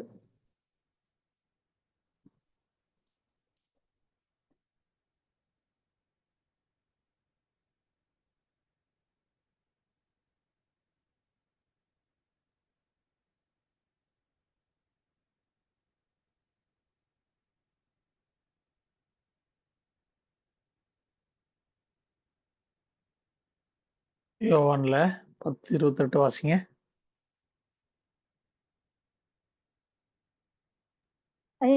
என்ன வசனம் நெட் கிடைக்கல. யோவான் 10:28 10:28 யோவான். எதுவுமே கேட்கலையே. யோவான் சுவிசேஷம் 10:28. யோவான் 10:28. நான் அவைகளுக்கு நித்திய ஜீவனை கொடுக்கிறேன், அவைகள் ஒரு காலம் கெட்டு போவதில்லை, ஒருவனும் அவைகள் என் கையில் இருந்து பறித்துக் கொள்வதும் இல்லை. ஒருவனும் அவருடைய கையிலிருந்து தெரிந்து கொள்ளப்பட்ட ஆடுகளை பறித்து கொள்ள முடியாது. சரியா? அவருடைய கரம்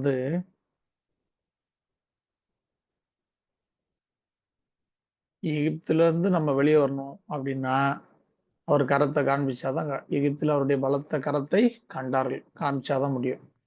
நம்ம பாவத்திலிருந்து வெளியே வரணும்னா அவர் தன்னுடைய கரத்தை காண்பிச்சதுனாலதான் நீங்கள் நானும் ரட்சிக்கப்பட்டிருக்கோம். நீங்கள் நானும் நினைக்காதீங்க நம்ம எப்படியோ சத்தியத்தை கேள்விப்பட்டு அப்படியே விசுவாசிச்சதுனால ரட்சிக்கப்பட்டிருக்கிறோம் நினைச்சிடாதீங்க. கிடையவே கிடையாது. எகிப்திலிருந்து தன்னைத்தானே ஒருவனும் விடுவித்துக் கொள்ளவே முடியாது. பாவத்திலிருந்து தன்னைத்தானே, ஏன்னா நம்ம அடிமையா இருந்தோம்.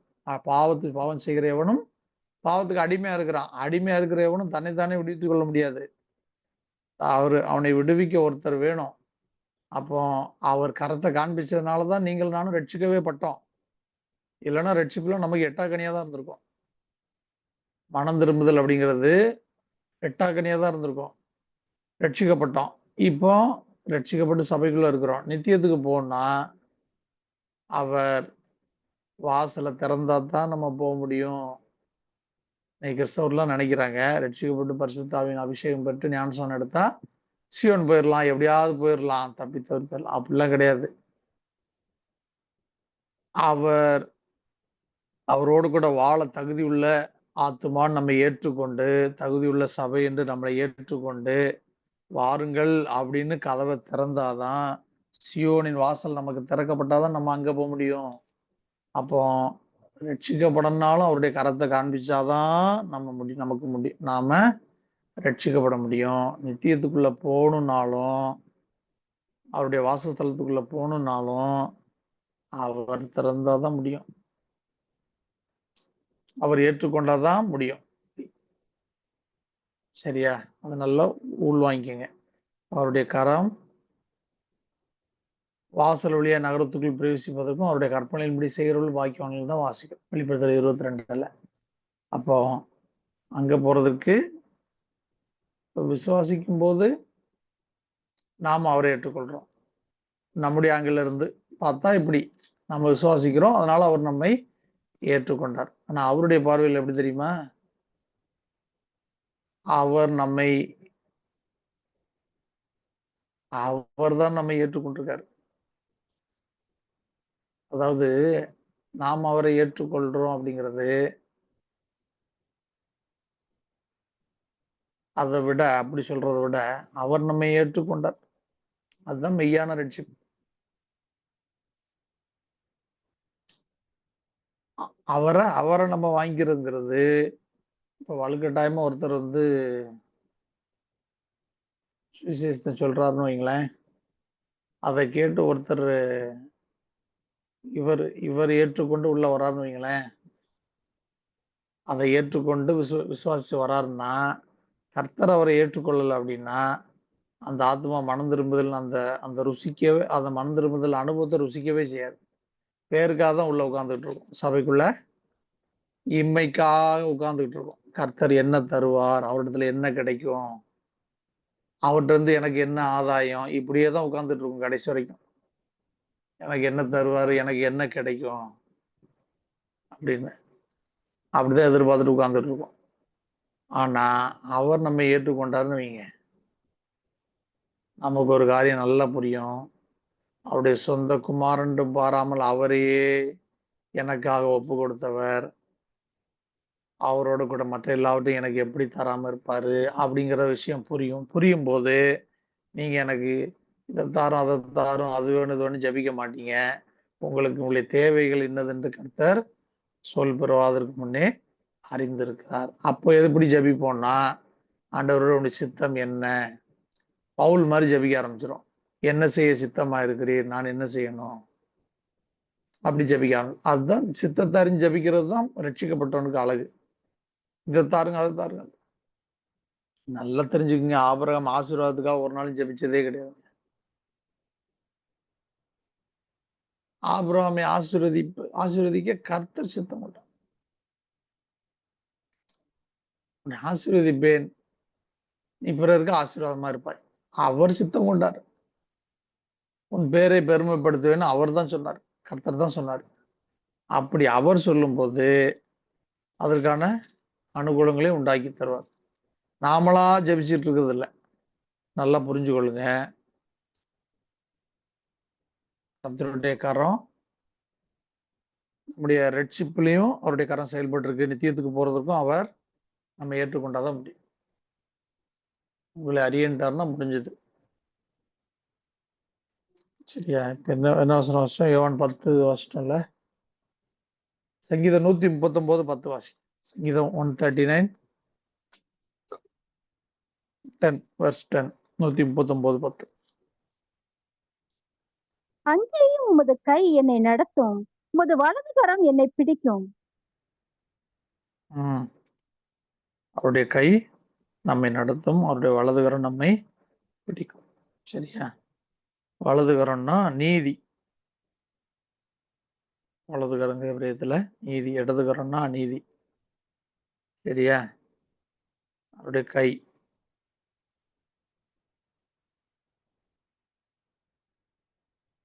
இதுல சொல்றாருல,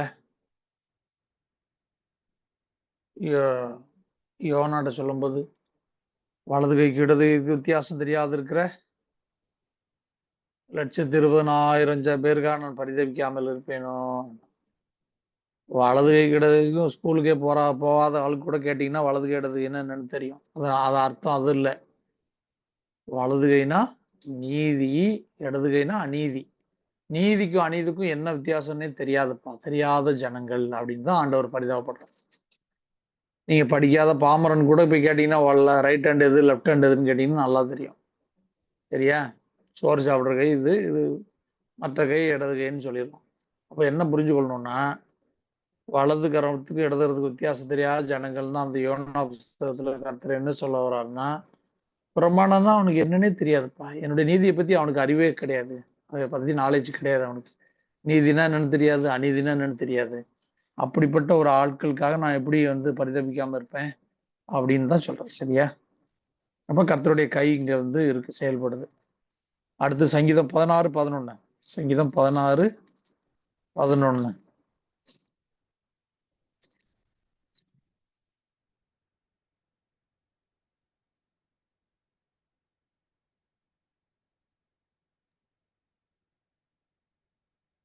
ஜீவ மார்க்கத்தை எனக்கு தெரியப்படுத்துவீர். உம்முடைய சமூகத்தில் பரிபூரண ஆனந்தமும் உம்முடைய வலது பாரசத்தில் நித்திய பேரின்பமும் உண்டு.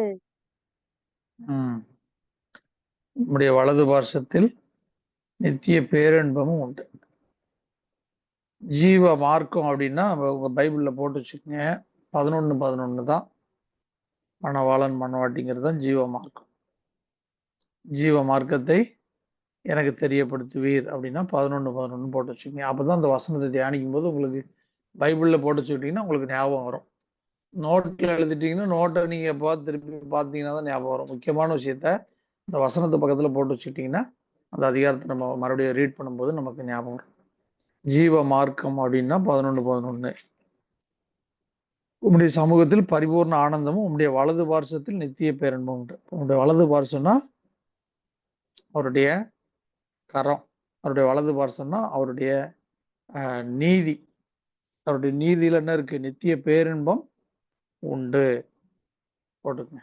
அவருடைய கரம், அவருடைய வலது பார்சத்துல, அவருடைய வலது கையில நீதி, அவருடைய நீதியில என்ன இருக்கு? நித்திய பேரின்பம் இருக்கு.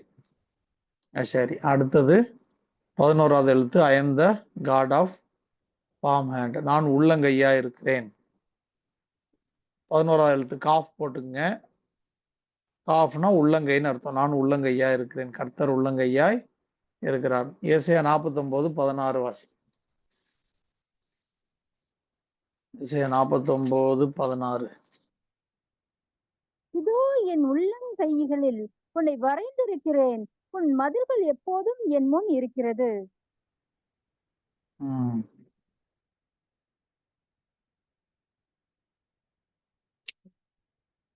இதோ என் உள்ளங்கைகளில் உன்னை வரைந்திருக்கிறேன், உன் மதில்கள் எப்போது. இது வசனத்துக்கு திரும்பி போட்டீங்கன்னா மணவாட்டி தான் குறிக்கும். என் உள்ளங்கையில் வரைந்திருக்கிறேன்னா மணவாட்டி தான் அவர் தன்னுடைய உள்ளங்கையில மணவாளன் வரைஞ்சிருக்கிறாரு.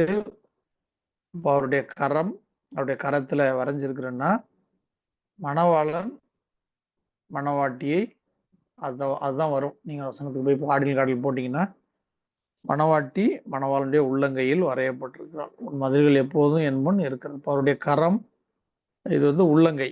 சரியா? உள்ளங்கையில யார் வரையப்பட்டிருக்கிறா? மணவாட்டி தான் வரையப்பட்டிருக்கிறா. அந்த வசனத்துக்கு போட்டீங்கன்னா 11 தான் வரும். சரியா? ஓகே. லேமட். அடுத்து 12வது எழுத்து லேமட் போட்டுக்குங்க. ஐ ஆம் த டீச்சர். நான் போதகராய் இருக்கிறேன், நான் போதகராய் இருக்கிறேன். ஏசாயா 48:17 வாசி. ஏசாயா 48:17. இஸ்ரவேலின் பரிசுத்தராய் இருக்கிற உன் மீட்பரான கர்த்தர் சொல்கிறதாவது, பிரயோஜனமாக இருக்கிறதை உனக்கு போதித்து நீ நடக்க வேண்டிய வழியிலே உன்னை நடத்துகிற உன் தேவனாகிய கர்த்தர் நானே. ஆமென். இஸ்ரவேல் பரிசுத்தராய் இருக்கிற உன் மீட்பரான கர்த்தர் சொல்கிறதாவது, பிரயோஜனமாக இருக்கிறதை உனக்கு போதிக்கிற தேவன், நீ நடத்த வேண்டிய வழியிலே உன்னை நடத்துகிற உன் தேவனாகிய கர்த்தர். பிரயோஜனமா இருக்கிறத போதிக்கிறாரு, டீச் பண்றாரு, போதிக்கிறார், போதகராக அடுத்து நம்மை நடத்த வேண்டிய வழியிலே நாம நடக்க வேண்டிய வழியில நம்மை நடத்தவும் செய்றார். சரியா? சங்கீதம் 32:8. சங்கீதம் 32:8. நான் உனக்கு போதித்து நீ நடக்க வேண்டிய வழியை உனக்கு காட்டுவேன். உன் மேல் என் கண்ணை வைத்து உனக்கு ஆலோசனை சொல்லுவேன். ஆமென். நான் உனக்கு போதித்து நீ நடக்க வேண்டிய வழியை உனக்கு காட்டுவேன். போதிக்கிறார். சரியா? வெளிப்படையாவே இருக்கு. அர்த்தம் புரியுற மாதிரி வெளிப்படையாவே இருக்கு. சரியா? ஏசாயா 2 அதிகாரம் 3. அது ஏசாயா 28, 26 வாசிங்க. ஏசாயா 28, 26. அவனுடைய தேவன் அவனை நன்றாய் போதித்து அவனை உணர்த்துகிறார்.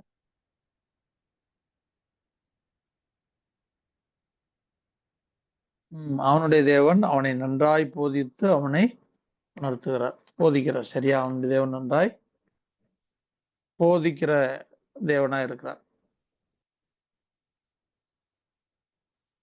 ஏசாயா 54:13. ஏசாயா 54:13. உன் பிள்ளைகள் எல்லாம் கற்பனை போதிக்கப்பட்டிருப்பார்கள். உன் பிள்ளைகளுடைய சமாதானம் பெரிதா இருக்கும். பிள்ளைகள் எல்லாரும் கர்த்தரால் போதிக்கப்பட்டிருப்பார்கள். பிள்ளைகளுடைய சமாதானம் பெரிதா இருக்கும். வசனத்துக்கு போட்டீங்கன்னா பின்னாடி படிப்பீங்க. வசனத்து பக்கத்துல வேணா போட்டு 92 போட்டு ஹையர் ஸ்டடின்னு போட்டு வச்சுக்கோங்க. 92 இயேசுவும் இம்மானுவேலும் கர்த்தரால் போதிக்கப்பட்டிருப்பார்கள்னா ரட்சிப்பு நித்திய ஜீவன் போதிக்கப்பட்டிருக்கணும். இயேசு இம்மானுவேல் தெரிஞ்சிருந்தா தான் கர்த்தரால் போதிக்கப்பட்டிருக்க முடியும். கர்த்தர்னா இயேசு 2 விதமா இருக்கு. இயேசு, இம்மானுவேல். ரட்சிப்பும் நித்திய ஜீவனும். ரட்சிப்பை தருகிறவர் இயேசு, நித்திய ஜீவனை தருகிறவர் இம்மானுவேல். 92 போட்டு ரட்சிப்பு நித்திய ஜீவன் பிராக்கெட்ல இயேசு இம்மானுவேல்னு போட்டுங்க. போட்டு ஹையர் ஸ்டடின்னு போட்டு வச்சுக்கோங்க. ஹெச்எஸ்ன்னு ஸ்டார்ட்டா போட்டு வச்சுக்கோங்க. 2 தீமோத்தேயு 3:16-17. 2 தீமோத்தேயு 3:16-17.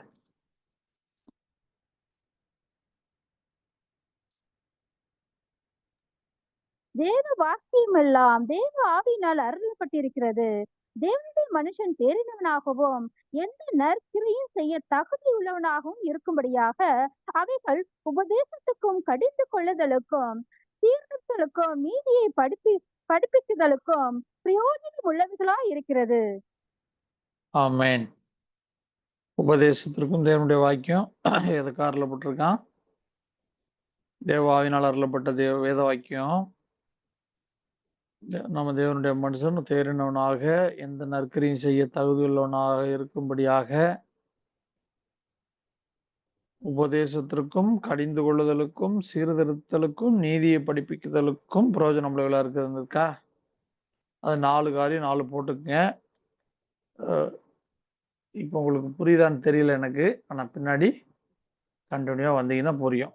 உபதேசத்துக்கு அப்படிங்கிறதுக்கு 11 போட்டுக்குங்க. மணவாளன் மணவாட்டி. கடிந்து கொள்ளுதலுக்கும் அப்படிங்கிறதுக்கு 14 பிரமாணங்கள். பிரமாணம் தெரிஞ்சாதான் கடிந்து கொள்ள முடியும். சீர்திருத்தலுக்கும் அப்படிங்கிறது 17 எல்லா ஆவிக்குரிய காரியமும் தெரியணும். நீதியை படிப்பிக்குதலுக்கும் அப்படிங்கிறதுக்கு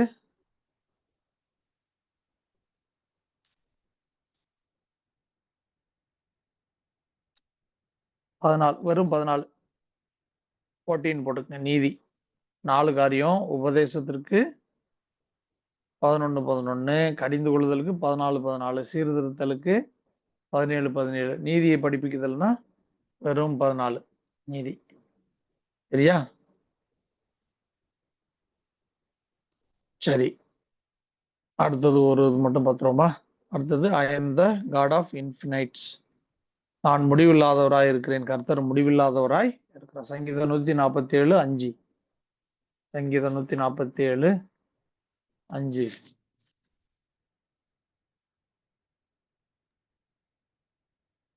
நம்முடைய ஆண்டவர் பெரியவரும் மகா பலம் உள்ளவருமாய் இருக்கிறார். அவருடைய அறிவு அளவில்லாதது. அவருடைய அறிவு எப்படிப்பட்டது? அளவிட முடியாதது. முடிவில்லாதவர் அப்படின்னா அவருடைய அறிவு எப்படிப்பட்டதா இருக்கு? நீங்க ஒரு மனுஷனை புரிஞ்சுக்கிற மாதிரி அவர் இப்படித்தான் மார்ட்டினேயானா இப்படித்தான் சிந்திப்பாரு, இப்படித்தான் பேசுவாரு, இப்படித்தான் நடந்துப்பாரு, இப்படி நினைக்கிற மாதிரி கர்த்தரை நீங்க அளவிட முடியாது. நல்லா புரிஞ்சுக்கொள்ளுங்க. நீங்கள் நானும் மனவாட்டியா தெரிந்து கொள்ளப்பட்டிருந்தாலும் ஒரு மனுஷனை ஒரு இமேஜினுக்குள்ள நீங்க கொண்டு வர மாதிரி கர்த்தரை புரிஞ்சு கொள்ள முடியாது. அவருடைய ஞானம் எப்படிப்பட்டது? அவருடைய அறிவு அளவிட முடியாதது, அளவில்லாதது. முடிவில்லாதவர் எப்படிப்பட்டவரா இருக்கார்? அவருடைய அறிவு எப்படிப்பட்டதா இருக்கு? அளவிட முடியாததா இருக்கு. ஏசாயா 40:28. ஏசாயா 40:28.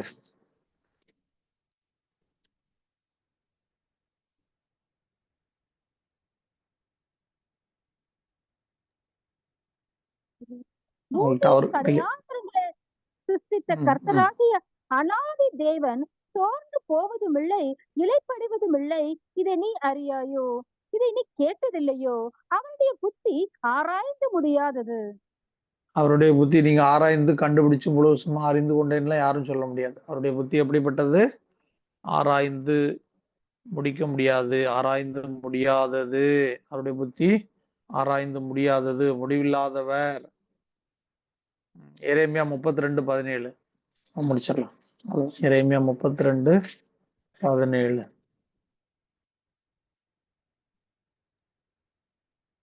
கர்த்தராகிய ஆண்டவரே, இதோ தேவரீர் உம்முடைய மகா பலத்தினாலும் நீட்டப்பட்ட உம்முடைய புயத்தினாலும் வானத்தையும் பூமியையும் உண்டாக்கினீர். உம்மாலே செய்யக்கூடாத அதிசயமான காரியம் ஒன்றுமில்லை.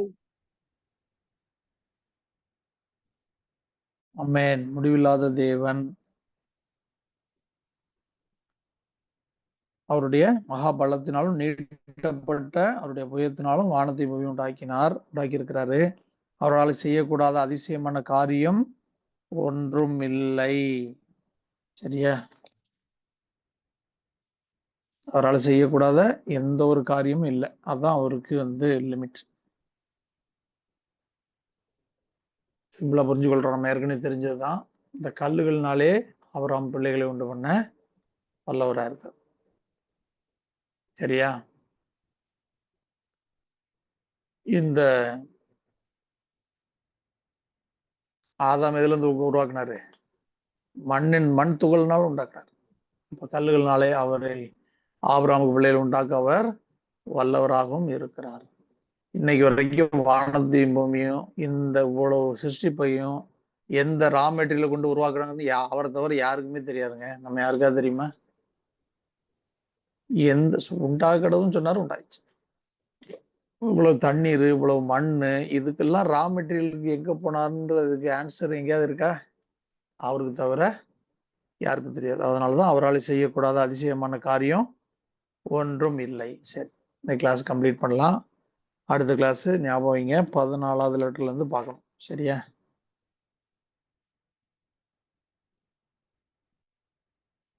ஐயா தீர்க்கதரிசி ராஜா ஜெபம் பண்ணுங்க ஐயா, முடிச்சிடலாம். ஜெபம் பண்றீங்களா? சோதரையா, இந்த ஒரு சின்ன சந்தேகம். சொல்லுங்க. ஆவி ஆத்மா சரீரம் 3 சொன்னீங்கல்ல. ஆவி ஆமாங்க. யாருடையது? ஆவி பிதா யார்? ஆவி, ஆமா, ஆவி பிதாவுடையது, பிதாவுக்குரியது. ஆவி பிதாவுடையது. ஆத்மா குமாரனுக்குரியது. கர்த்தர் குமாரன் தான் கர்த்தருடையது. சரீரம் மண்ணுக்குரியது. ஆமாங்க. அது ஒரு சின்ன சந்தேகம் வந்துச்சு, அதான் ஐயா. அதான் பிதாவுடைய ஆவி பிதாவுடைய பிரசங்கி 12ல படிச்சீங்கன்னா இருக்குங்க அந்த வசனம். ஆவி தன்னை தந்த தேவனிடத்திற்கு போக மட்டும் இருக்கும். ஆத்மா கர்த்தருடையது. ஆத்மா வேதத்துல நீங்க ஆரம்பத்துல இருந்தே கர்த்தருக்காக சிருஷ்டிக்கப்பட்டதும் ஆத்மா. அவருக்கு ஒரு ஆத்மா மனவாட்டியை உண்டாக்குறதுக்காகத்தான் ஆத்மாவுடையவனாய் மனுஷனே சிருஷ்டிக்கப்படுறான். அதனால அந்த ஆத்மாவின் சிருஷ்டிகரே குமாரனை தான் வேதம் காண்பிக்குது. அதனால ஆத்மா கர்த்தருடையது. சரீரம் மண்ல இருந்து உண்டாக்கப்பட்டது. வெளி மனுஷன் மண்ணுல இருந்து உருவாக்கப்பட்டான், அதெல்லாம் மண்ணுக்கே திரும்புவான்னு சொல்றாரு. சரீரம் வந்து மண்ணுக்குரியது. இதைதான் மைமேன் சாயலை அடைஞ்சு ஆவிக்குரிய சரீரமா நமக்கு மாற்றி அதுலதான் நம்ம நித்தியத்துல வந்து வாழ்றதுக்கு கொண்டு போக போறோம். சரிங்க, சோத்திரம் ஜெபம் பண்ணுங்க. சோதராயா சோத்திரம் சோத்திரம் அழுவரே எங்களை அருமையா நிற்கின்ற நல்ல பிதாவே, இந்த நல்ல வேலைக்காகவும் துதிக்கிறோம், சோத்தரிக்கிறோம். ராஜா, இந்த ஆசிரியப்பட்டதான கர்த்தாவே, இந்த எவ்வளோ கிளாஸ்லையும் கூட அப்பாவும் தாச மரத்தின் வெளிப்பட்ட வார்த்தைகளுக்காய் வசனங்களுக்காய் எல்லாவற்றுக்குமாயும் கூட அவருடைய ஆசோதர சொல்ற ஆம் கர்த்தாவே, இந்த எவ்வளோ கற்றுக்க முடியாது அவனுடைய காரியமாய் ராஜா, அந்த எழுத்து 22 எழுத்துக்குள்ளாக இருக்குதுன்னு சொல்லி காணித்து இந்த நாளும் இந்த எழுத்துக்களை குறித்தான விளக்கங்களை குறித்து இந்த நாள் அறிவித்து கொடுத்தேரே, அதற்காகவும் கொடாவுடைய சோதர சான்ற ஆம் கர்த்தா சகலமும் கர்த்தாவே உங்கள் கிருபினாலே எல்லாவற்றையும் நடத்தி வருவதற்காகவும் கொடாவுடைய ஆஸ்பத்திராண்டர இந்த நாளும் கர்த்தாவில் பங்கு விட்டான உங்கள் தாசருடைய ஒவ்வொரு பேர் ஆசராஜா என் சக்கன்மொழியே இன்னும் வாங்கியுள்ள பிள்ளைகளை கட்ட குடிச்சிருங்க மட்டாய் கட்டாய் நெற்றாவன் லாவடிக்கு காத்துக்கொண்டீரே, அதற்காகவும் கொடாவுடைய ஆஸ்பத்திர சாண்டர ஆம் கர்த்தம் தாசர் மறைத்தின் வெளிப்பட்ட வார்த்தைகளுக்காய் வசனங்களுக்காய் எல்லா ஆலோசனைக்காய் உங்க கொடாவுடைய ஆஸ்பத்திர சாண்டர ஆம் கர்த்தருக்குரிய ஆசிரியத்தை கட்டாவே ஆமா உங்க தாசருடைய கட்ட குடும்பம் ரெட்டிப்பாய் பெற்றுக்கொள்ள உதவிங்க. இம்மைக்கு மனைவிக்கான சல சமூராசம் நடப்புங்காண்டுற தொடர்ந்து கட்டாவி உன் தாசுடைய கையின் தாசெல்லாம் ஆசிரிங்க சமாப்படுத்துங்காண்டுற என்னும் கிட்ட சமாத்தோடு காணப்பட உதவிங்க. குடும்பத்தார் மீதியானாலும் மீட்டச்சித்து கட்டாவி வரைக்கிட்ட ஆயத்தப்படுத்துங்கப்பா. தொடர்ந்து நடத்துங்காண்டுற அப்பா அந்த இரவு கட்டாவே 12 ஜெப ஆரணையும் அப்பா பொறுப்பிடப்பித்து ஆசிரிக்க முடியாது எங்கள் மேற்பசமாய் இயேசு நாம் நின்றோம் பரிசுத்தமுள்ள எங்கள் மெய்மின்பாவே. ஆமேன் ஆமேன் ஆமேன் ஆமேன். பரமண்டலில் இருக்கிற எங்கள் பிதாவே, உம்முடைய நாமம் பரிசுத்தப்படுவதாக, ராஜ்யம் வருவதாக, உம்முடைய சித்தம் பரமண்டலத்திலே செய்யப்படுவது போல பூமியிலே செய்யப்படுவதாக. எங்களுக்கு வேண்டிய ஆகாரத்தை எங்களுக்கு தாரும், எங்கள் நாளில் நாங்கள் மன்னிக்கிறது போல எங்கள் கடன்களை எங்களுக்கு மன்னியும், எங்களை சோதனையில் பிரவேசிக்கப்படாமல் தீமையை ரட்சித்துக் கொள்ளும். ராஜ்யம் வல்லமை மைமையும் என்றென்றைக்கு உடையவர்களே. ஆமேன் ஆமேன். என் ஆத்துமாவே கர்த்தரை சோதரி, முழுவதுமே அவருடைய பரிசுத்த நாமத்தை சோதரி. என் ஆத்துமாவே கர்த்தரை சோதரி, கர்த்தர் செய்த சகல உபகாரங்களையும் மறவாதே.